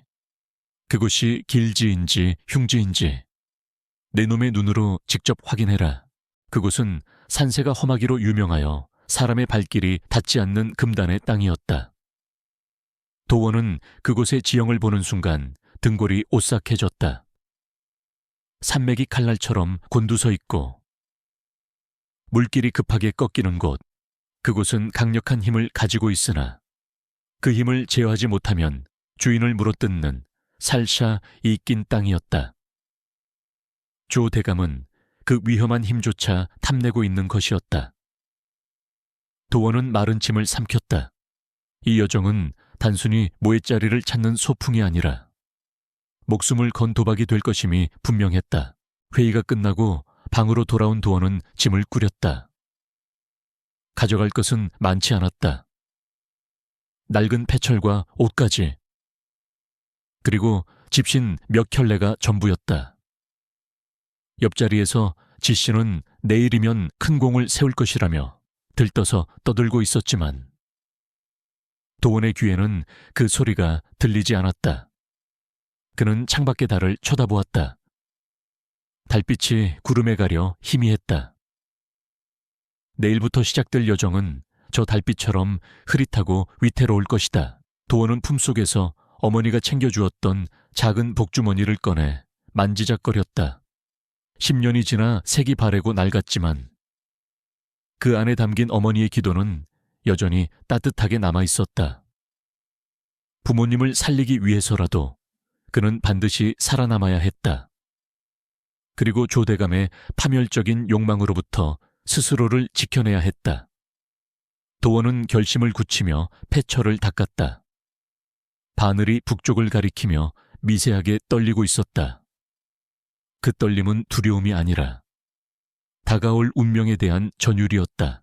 새벽녘, 저택의 문이 열리고 수십 명의 행렬이 길을 나섰다. 조 대감은 감에 탔고 직관들과 호위무사들은 말을 타거나 걸어서 그 뒤를 따랐다. 행렬은 마치 전쟁터로 향하는 군대처럼 비장하고 살벌했다. 한양의 백성들은 새벽부터 움직이는 그 기이한 행렬을 숨죽여 지켜보았다. 도원은 말 위에 앉아 흔들리는 풍경을 바라보았다. 멀어지는 한양 도성이 거대한 짐승의 아가리처럼 보였다. 이제 그들은 문명의 보호를 벗어나 날 것 그대로의 자연, 그리고 그 속에 숨겨진 가장 잔혹한 진실을 마주하러 가고 있었다. 말발굽 소리가 정적을 깨며 흘길을 울렸다. 흙먼지가 피어올라 시야를 가렸지만 도원의 눈은 그 어느 때보다 맑게 빛나고 있었다. 그는 땅의 속삭임을 듣기 위해 귀를 기울였다. 저 멀리 북쪽 산맥에서 불어오는 바람이 비릿한 피 냄새를 싣고 오고 있었다. 그것은 경고였다. 오지 마라. 이곳은 인간이 발을 들일 곳이 아니다. 그러나 욕망에 눈먼 자들은 그 경고를 듣지 못했다. 오직 도원만이 그 서늘한 목소리를 들으며 입술을 굳게 다물었다. 행렬은 며칠을 더 북쪽으로 이동하여 인적이 끊긴 깊은 산속에 다다랐다.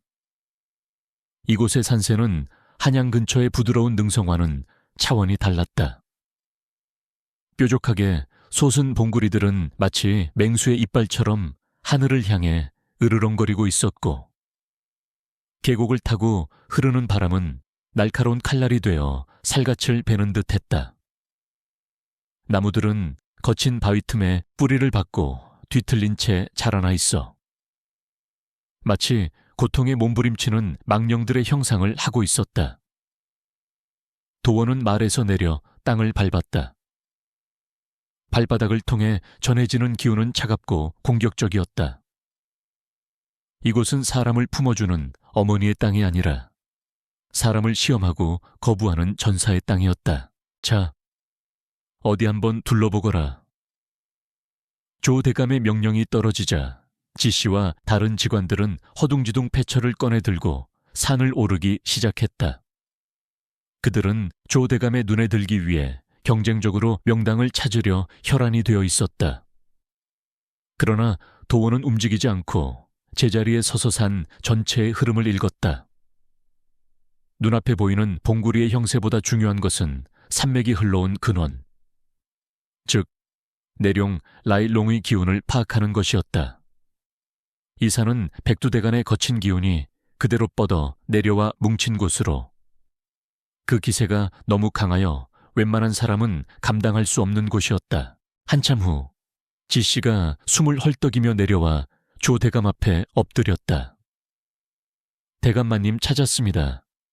저 위쪽 중턱에 천하제일의 명당이 있습니다.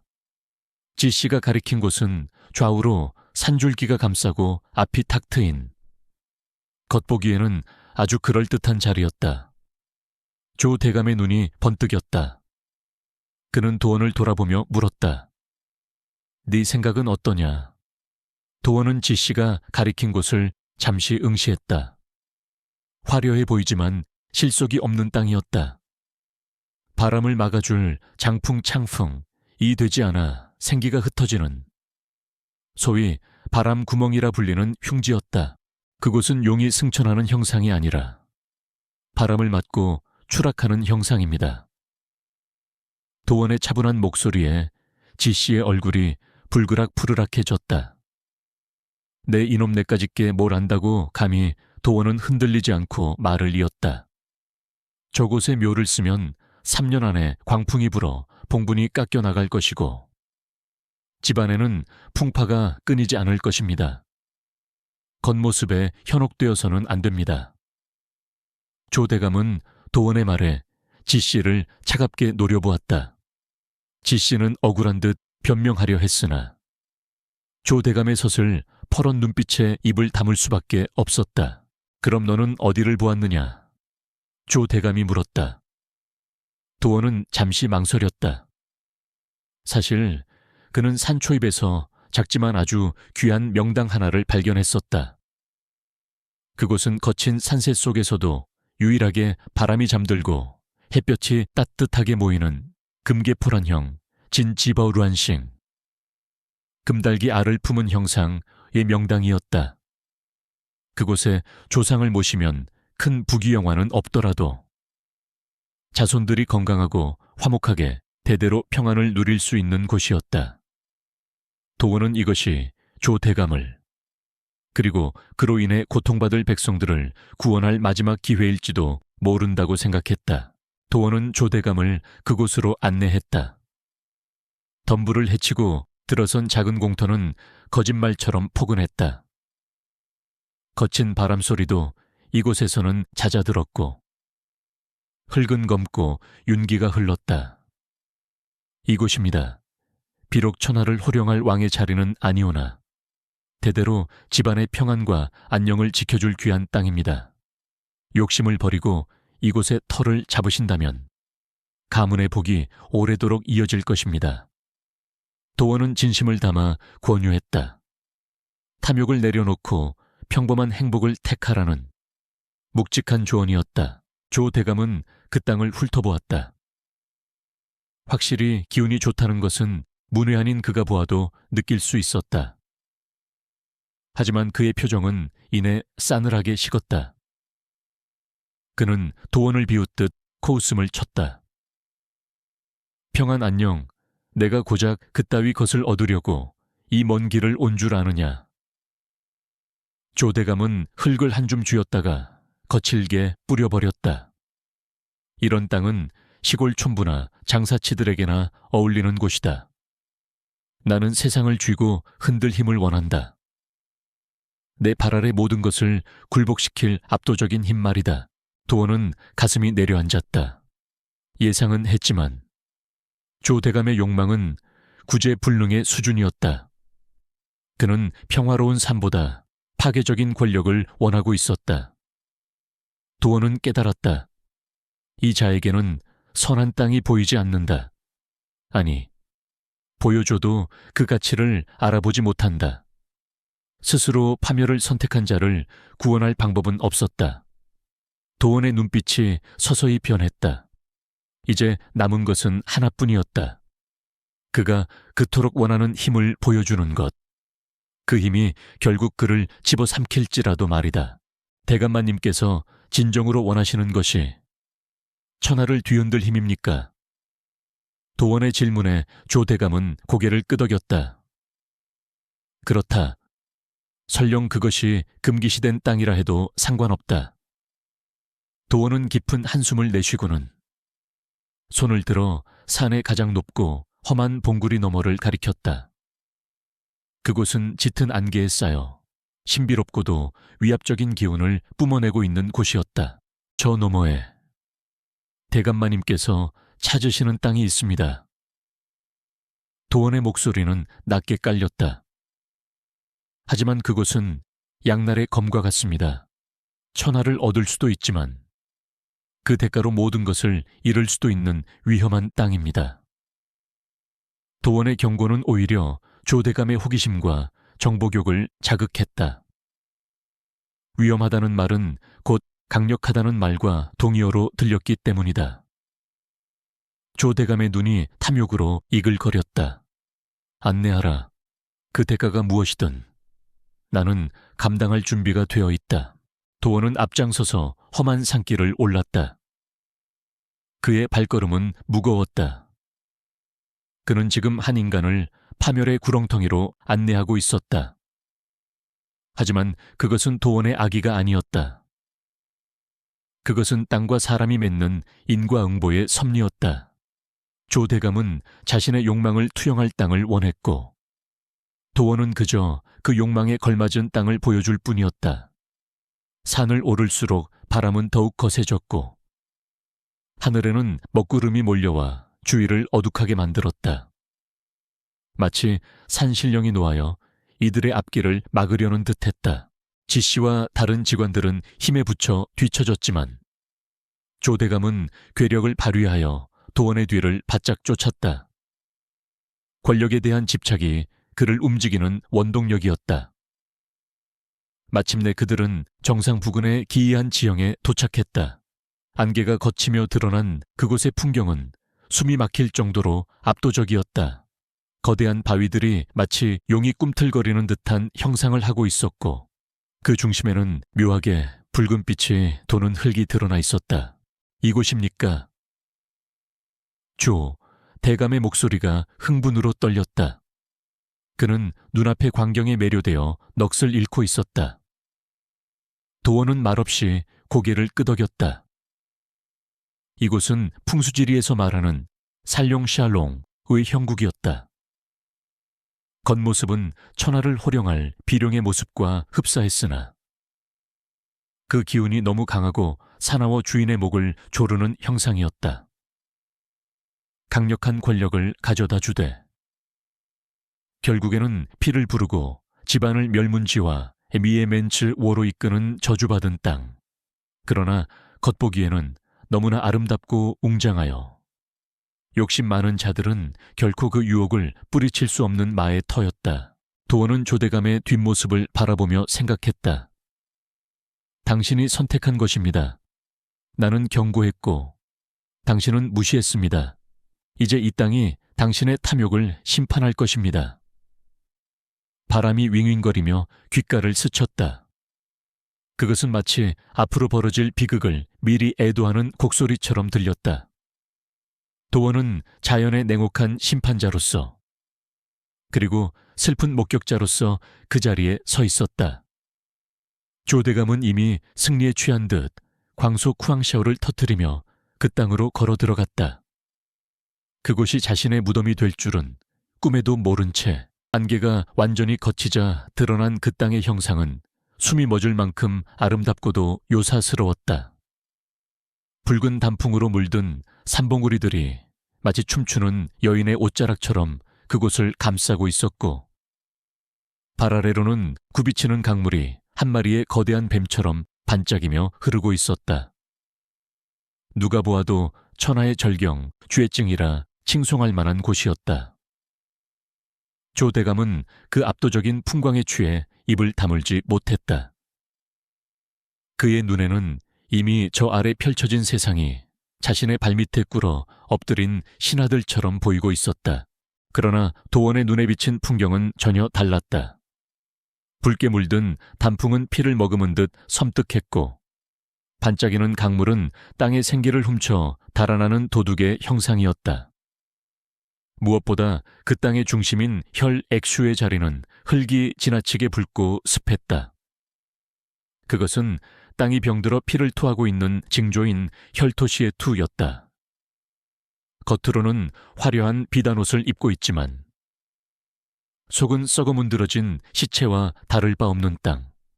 그곳은 사람을 홀려 파멸로 이끄는 가장 위험한 종류의 흉지. 미인사 메일렌 씨의 형국이었다. 조 대감은 홀린 듯 혈자리로 걸어 들어갔다. 그가 발을 내디딜 때마다 땅이 미세하게 울리는 듯했다. 느껴지는구나. 이 땅의 맥박이 느껴져 마치 살아있는 용이 꿈틀거리는 것 같지 않으냐. 조 대감은 두 팔을 벌리고 깊게 숨을 들이마셨다. 그가 느낀 맥박은 생명의 태동이 아니라 땅속에 갇힌 살기 샤치가 분출구를 찾아 요동치는 것이었으나 욕망에 눈먼 그에게는 그것마저도 제왕의 기운으로 느껴질 뿐이었다.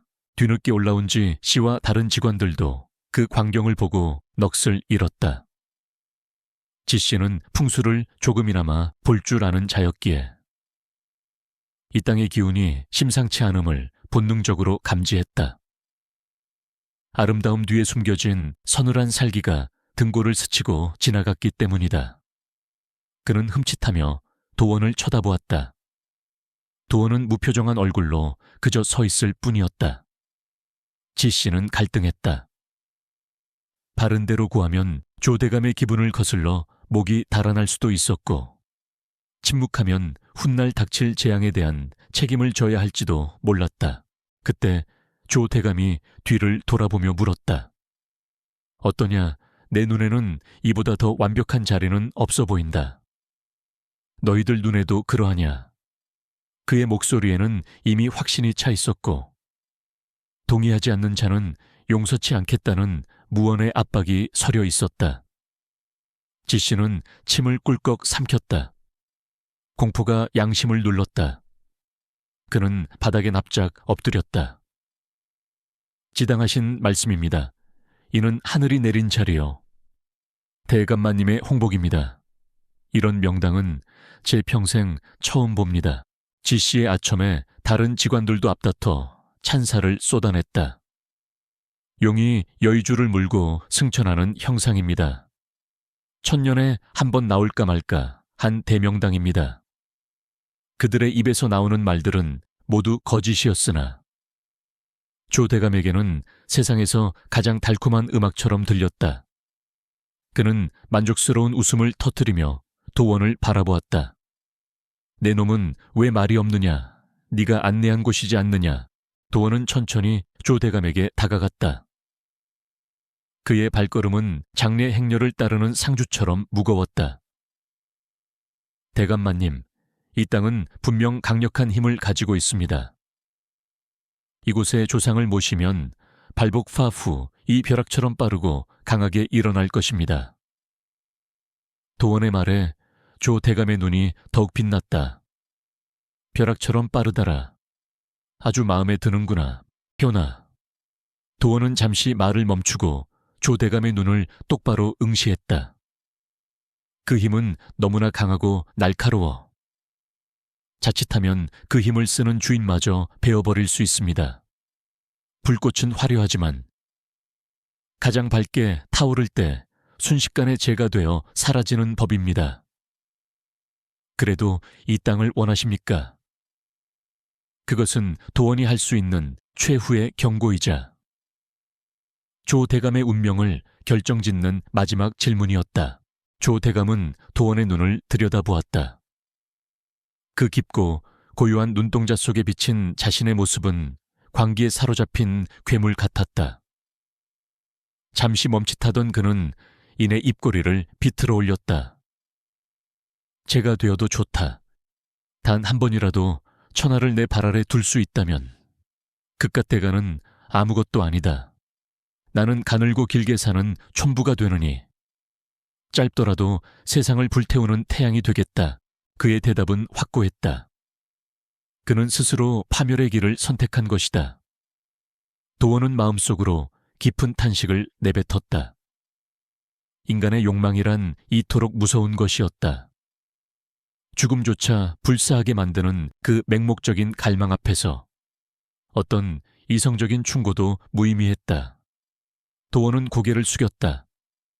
대감마님의 뜻이 정 그러하시다면 더 이상 드릴 말씀이 없습니다.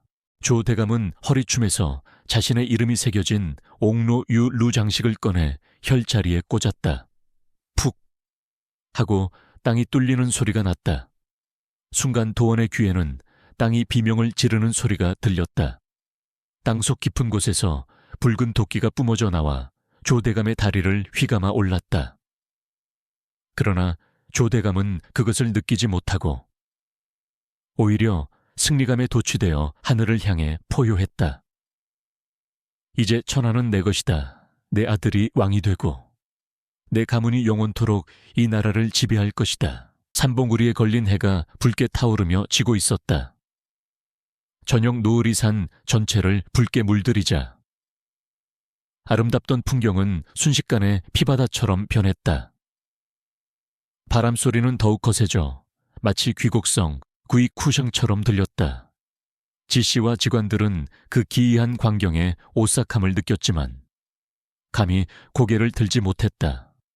오직 도원만이 그 붉은 노을 속에 서 있는 조 대감의 뒤로 거대한 검은 그림자가 드리워지는 것을 지켜보았다. 그것은 조 대감 자신의 욕망이 만들어낸 괴물이자 앞으로 닥쳐올 비극의 예고편이었다.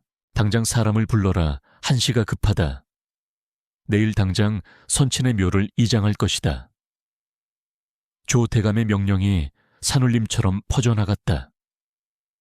그의 목소리에는 한치의 망설임도 없었다.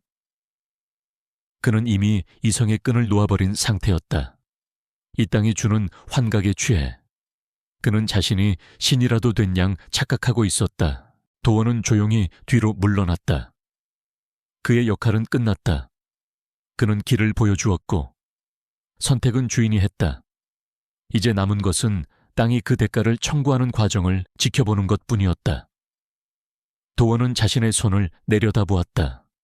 손끝이 미세하게 떨리고 있었다. 죄책감일까? 아니면 두려움일까? 그는 살기 위해 악마의 손을 잡았고 그 악마를 지옥으로 밀어 넣었다. 이것이 정의인지 죄악인지 도원은 알 수 없었다. 하산하는 길. 도원은 자꾸만 뒤를 돌아보았다. 어둠 속에 잠긴 그 미인사의 땅은 마치 입을 벌린 거대한 짐승처럼 보였다. 그 아가리 속으로 조 대감과 그의 가문, 그리고 수많은 사람들의 운명이 빨려 들어가고 있었다. 도원은 씁쓸한 미소를 지었다. 세상 사람들은 명당을 찾아 헤매지만 진정한 명당은 땅에 있는 것이 아니라 사람의 마음에 있다는 스승의 가르침이 뼈저리게 다가왔다. 마음이 지옥인 자에게는 천국 같은 땅도 결국 지옥이 될 뿐이었다. 밤이 깊어 숙소로 돌아왔지만 도원은 잠을 이룰 수 없었다. 창밖에서는 부엉이가 울어대고 바람에 흔들리는 나뭇가지 그림자가 방안을 흉흉하게 어지럽혔다. 내일이면 이장이 시작될 것이다. 땅을 파헤치고 잠들어 있던 조상의 유골을 꺼내어 저 끔찍한 구덩이 속으로 밀어넣는 순간 조 대감 가문의 운명은 돌이킬 수 없는 강을 건너게 된다. 도원은 눈을 감고 기도를 올렸다. 부디 이 재앙이 죄 없는 사람들에게까지 번지지 않기를. 하지만 그는 알고 있었다. 탐욕의 불길은 결코 혼자 타오르지 않으며 주위의 모든 것을 태우고 나서야 꺼진다는 것을 이장은 일사천리로 진행되었다. 수백 명의 인부가 동원되어 산을 깎고 길을 냈으며 최고급 관에 담긴 조 대감 선친의 유해는 붉은 흙구덩이 속으로 들어갔다. 관이 땅에 닿는 순간 도원은 땅이 꿀꺽하고 시신을 삼키는 듯한 기이한 소리를 들었다.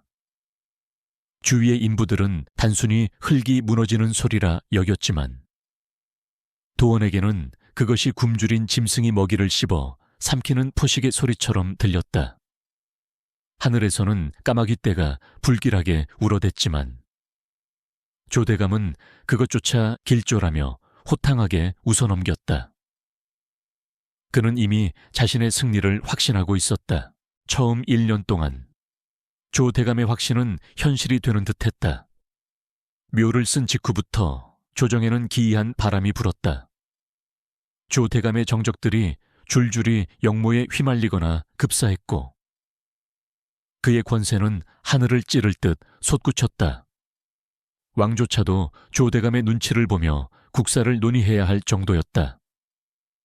조대감은 도원을 불러 비단과 황금을 하사하며 거만하게 말했다. 보아라, 내 놈의 걱정이 얼마나 부질없는 것이었는지. 내 가문은 이제 해가 지지 않는 전성기를 맞이했다. 도원은 하사품을 받지 않고 그저 고개를 숙였다. 겉으로 보기에 조대감의 집안은 황금빛으로 번쩍이고 있었지만 도원의 눈에는 그 빛이 불이 나기 직전의 마지막 불꽃처럼 위태로워 보였다. 집안 곳곳에 서려 있던 검은 기운은 이제 붉은색으로 변해 있었다. 그것은 피의 색이었다. 탐욕스러운 땅의 기운이 조대감 일가의 생기를 빨아먹고 그 대가로 찰나의 권력을 쥐어준 것이었다. 거래는 성사되었고 이제 땅이 대가를 청구할 차례였다. 징조는 가장 약한 고리인 아들 조인석에게서 먼저 나타났다. 어느 날부터인가 인석은 밤마다 헛것을 보며 비명을 질러댔다. 붉은 용이 나를 쳐다본다. 내 몸을 칭칭 감고 조여온다. 그는 옷을 다 찢어발기고 맨발로 마당을 뛰어다녔으며 하인들을 이유 없이 물어뜯는 등 짐승 같은 행동을 보였다. 용한 의원들이 찾아와 침을 놓고 약을 썼지만 그의 광기는 날이 갈수록 심해졌다. 그것은 의술로 고칠 수 있는 병이 아니었다. 땅의 살기, 샤치가 뇌수를 파고든 탓이었다. 아들의 광기는 조대감의 권력 기반을 흔들기 시작했다. 인석이 궁궐연회에서 난동을 부려 왕의 옷자락을 밟고 헛소리를 짓거린 사건이 발생한 것이다. 왕의 표정은 싸늘하게 굳었고 신료들은 수군거렸다. 조대감은 막대한 뇌물을 써서 겨우 사건을 무마했지만 한번 금이 간 위신은 쉽게 회복되지 않았다. 엎친 데 덮친 격으로 조대감 자신의 몸에도 이상이 생겼다. 등창이 나고 피부가 문드러지기 시작했는데 그 상처가 묘하게도 붉은 흙의 색깔과 같았다. 밤마다 조대감은 악몽에 시달렸다. 꿈속에서 그는 그 아름답던 미인사의 땅에 서 있었다. 하지만 그가 다가가자 붉은 단풍은 핏방울로 변해 뚝뚝 떨어졌고 반짝이던 강물은 썩은 구정물이 되어 악취를 풍겼다. 그리고 땅속에서 선친의 유골이 튀어나와 그의 목을 조르며 울부짖었다. 내 이놈 나를 뜨거운 불구덩이에 쳐놓고 네가 무사할 줄 알았느냐. 조대감은 식은땀을 흘리며 비명을 지르고 깨어났다. 그의 화려한 침소는 더 이상 안식처가 아닌 고문실이었다. 공포에 질린 조대감은 도원을 찾았다. 한밤중에 끌려온 도원은 촛불 아래 흉하게 일그러진 조대감의 얼굴을 마주했다. 불과 2년 전 천하를 호령하던 위풍당당한 모습은 온데간데 없고 병들고 노쇠한 노인만이 앉아 있었다. 내 놈이 나를 속였구나. 조대감은 쉰 목소리로 소리쳤다. 그 땅은 명당이 아니라 저주받은 땅이었어. 당장 묘를 옮겨야겠다. 다른 곳을 찾아라. 도원은 담담하게 조대감을 바라보았다. 이미 늦었습니다. 대감마님, 한번 쏟아진 물을 다시 담을 수 없듯 이미 발동한 땅의 기운은 되돌릴 수 없습니다. 그 땅은 대감마님의 욕망을 먹고 자랐습니다. 이제 와서 묘를 옮긴다 한들 이미 뼛속까지 스며든 살기는 사라지지 않을 것입니다. 도원의 냉정한 진단에 조대감은 절망하며 벼루를 집어 던졌다. 벼루가 바닥에 부딪혀 산산조각이 났다. 마치 조대감의 운명처럼 가문의 몰락은 도원의 예언대로 벼락처럼 빠르게 닥쳤다. 조대감의 정적들이 그동안 숨겨왔던 조대감의 비리 문서를 왕에게 고발했다. 뇌물수수, 매관매직, 그리고 결정적으로 왕실의 능력, 링유를 침범하여 사적인 묘를 썼다는 죄목이었다. 이것은 명백한 역모였다. 왕은 대노하여 금부도색에 조대감 일가를 추푸하라는 명을 내렸다. 병사들이 저택을 에워싸고 대문을 부수고 들이닥쳤다. 역적 조 아무개를 체포하라. 고함 소리와 함께 집안은 아수라장이 되었다. 하인들은 짐을 챙겨 도망치기에 바빴고 화려했던 도자기와 비단들은 군화발에 짓밟혀 진흙탕에 뒹굴었다. 광기에 사로잡힌 인석은 밧줄에 묶인 채 끌려나갔고 조대감은 자신의 서재에서 멍하니 앉아있다가 포승주를 받았다. 그의 눈은 초점을 잃고 허공을 응시하고 있었다. 그는 끝내 자신이 무엇을 잘못했는지 깨닫지 못한 듯했다. 그저 운이 없었다고. 누군가 자신을 음해했다고 믿고 싶었을 것이다. 도원은 그 혼란스러운 와중에 조용히 자신의 짐을 챙겨 나왔다. 병사들은 역적의 재산을 압류하고 사람들을 끌어가느라 도원 같은 초라한 행색의 청년에게는 관심을 두지 않았다. 도원은 무너진 대문 앞에 서서 폐허가 되어가는 저택을 뒤돌아보았다. 한때 하늘 높은 줄 모르고 치솟았던 기와지붕 위로 검은 연기가 피어오르고 있었다. 그것은 화재의 연기가 아니라 집안을 지탱하던 기운이 완전히 소멸하며 남긴 잿가루였다. 끌려가는 조대감의 행렬이 멀리 보였다. 백성들은 그에게 돌을 던지며 욕설을 퍼부었다. 천벌을 받은 개야. 꼴 좋다. 그들의 비난 소리가 거리에 메아리 쳤다. 도원은 그 모습을 보며 씁쓸함을 느꼈다. 조대감은 땅을 이용하여 백성들 위에 군림하려 했으나 결국 땅에 의해 가장 비참한 방식으로 추락했다. 이것은 누구의 저주도 아니었다. 그저 씨를 뿌린 대로 거둔다는 자연의 냉혹한 섭리일 뿐이었다. 도원은 발길을 돌렸다. 이제 이곳에는 그가 할 일이 없었다. 한양의 땅 기운도 조대감의 몰락과 함께 요동치고 있었다. 거대한 독버섯이 뽑혀 나간 자리에 새살이 돋아날지 아니면 또 다른 독초가 자라날지는 알 수 없었다. 하지만 도원은 더 이상 권력의 소용돌이에 휘말리고 싶지 않았다. 그는 삿갓을 깊게 눌렀었다. 성문을 빠져나오는 도원의 발걸음은 묘하게 가벼웠다. 지난 몇 년간 그를 짓누르던 죄책감과 압박감에서 비로소 해방된 기분이었다. 그는 북쪽 산맥을 향해 잠시 고개를 숙여 예를 표했다. 그곳에 잠든 붉은 용은 이제 배불리 먹었으니 당분간 잠잠할 것이다. 하지만 언젠가 또 다른 탐욕스러운 인간이 나타나 그 잠을 깨울지도 모른다. 그때까지 도원은 그저 침묵하는 목격자로 남기로 했다. 길게 핀 이름 모를 들꽃이 바람에 흔들리고 있었다. 도원은 쭈그리고 앉아 그 꽃을 들여다보았다. 척박한 땅에 뿌리를 내리고도 꿋꿋하게 꽃을 피운 생명력이 대견했다. 너야말로 진짜 명당에 살고 있구나.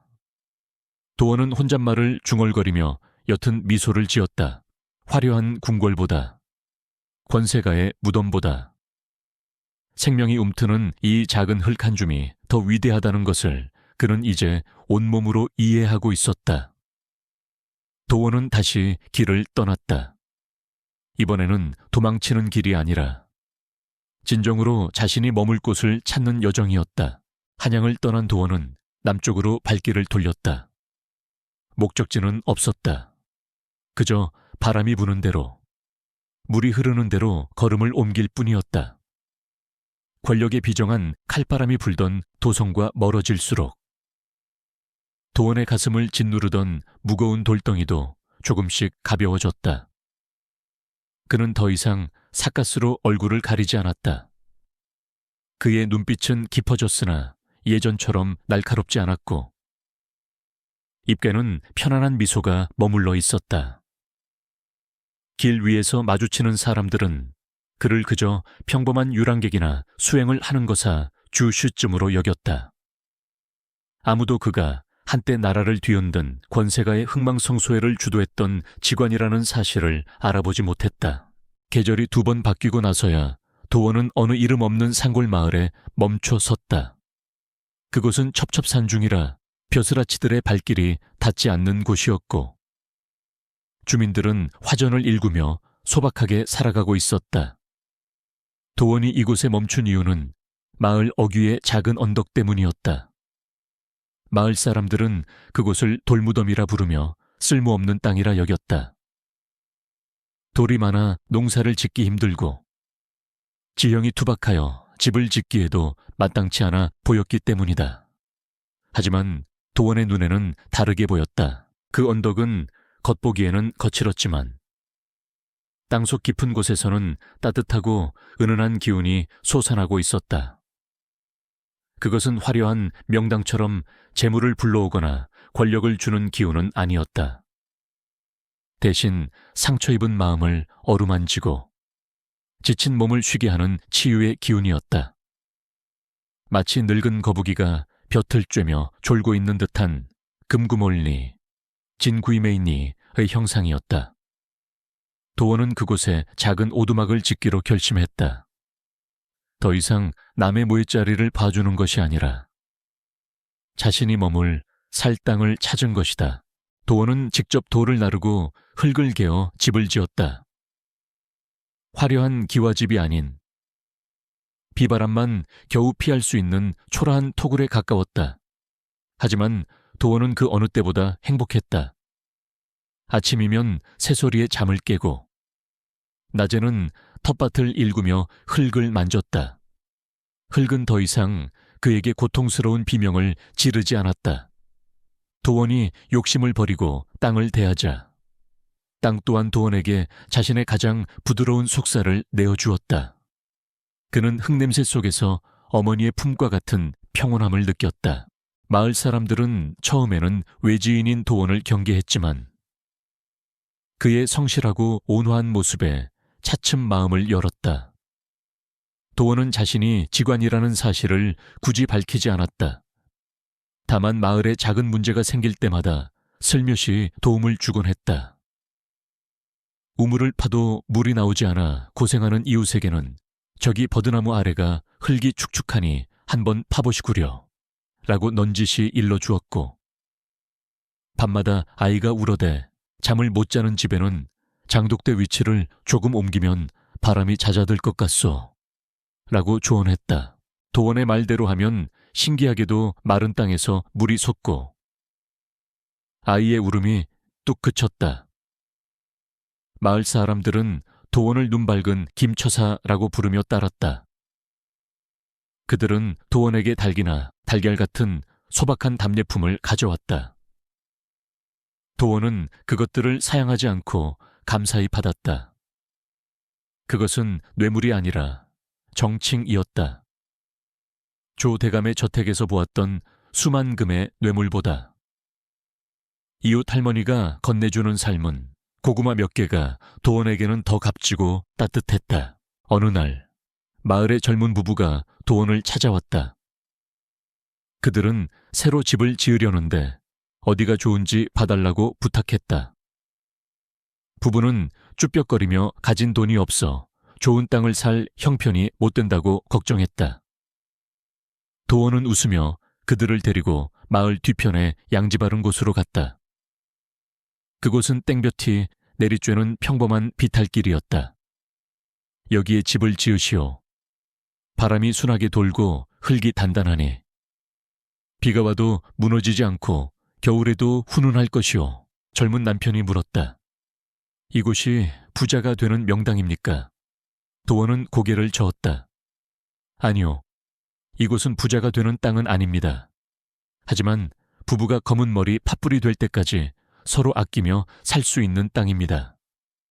재물은 있다가도 없는 것이나 화목은 청음을 주고도 살 수 없는 것이지요. 부부는 도원의 말에 고개를 끄덕이며 기뻐했다.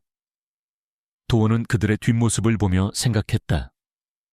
진정한 명당은 땅이 만드는 것이 아니라 그 위에 사는 사람들의 마음이 만드는 것이다. 세월은 강물처럼 흘러 도원의 머리에도 하얀 서리가 내렸다. 그는 이제 마을의 촐로가 되어 있었다. 가끔 소문을 듣고 먼 곳에서 비단 옷을 입은 사람들이 찾아와 명당을 봐달라고 청하곤 했다.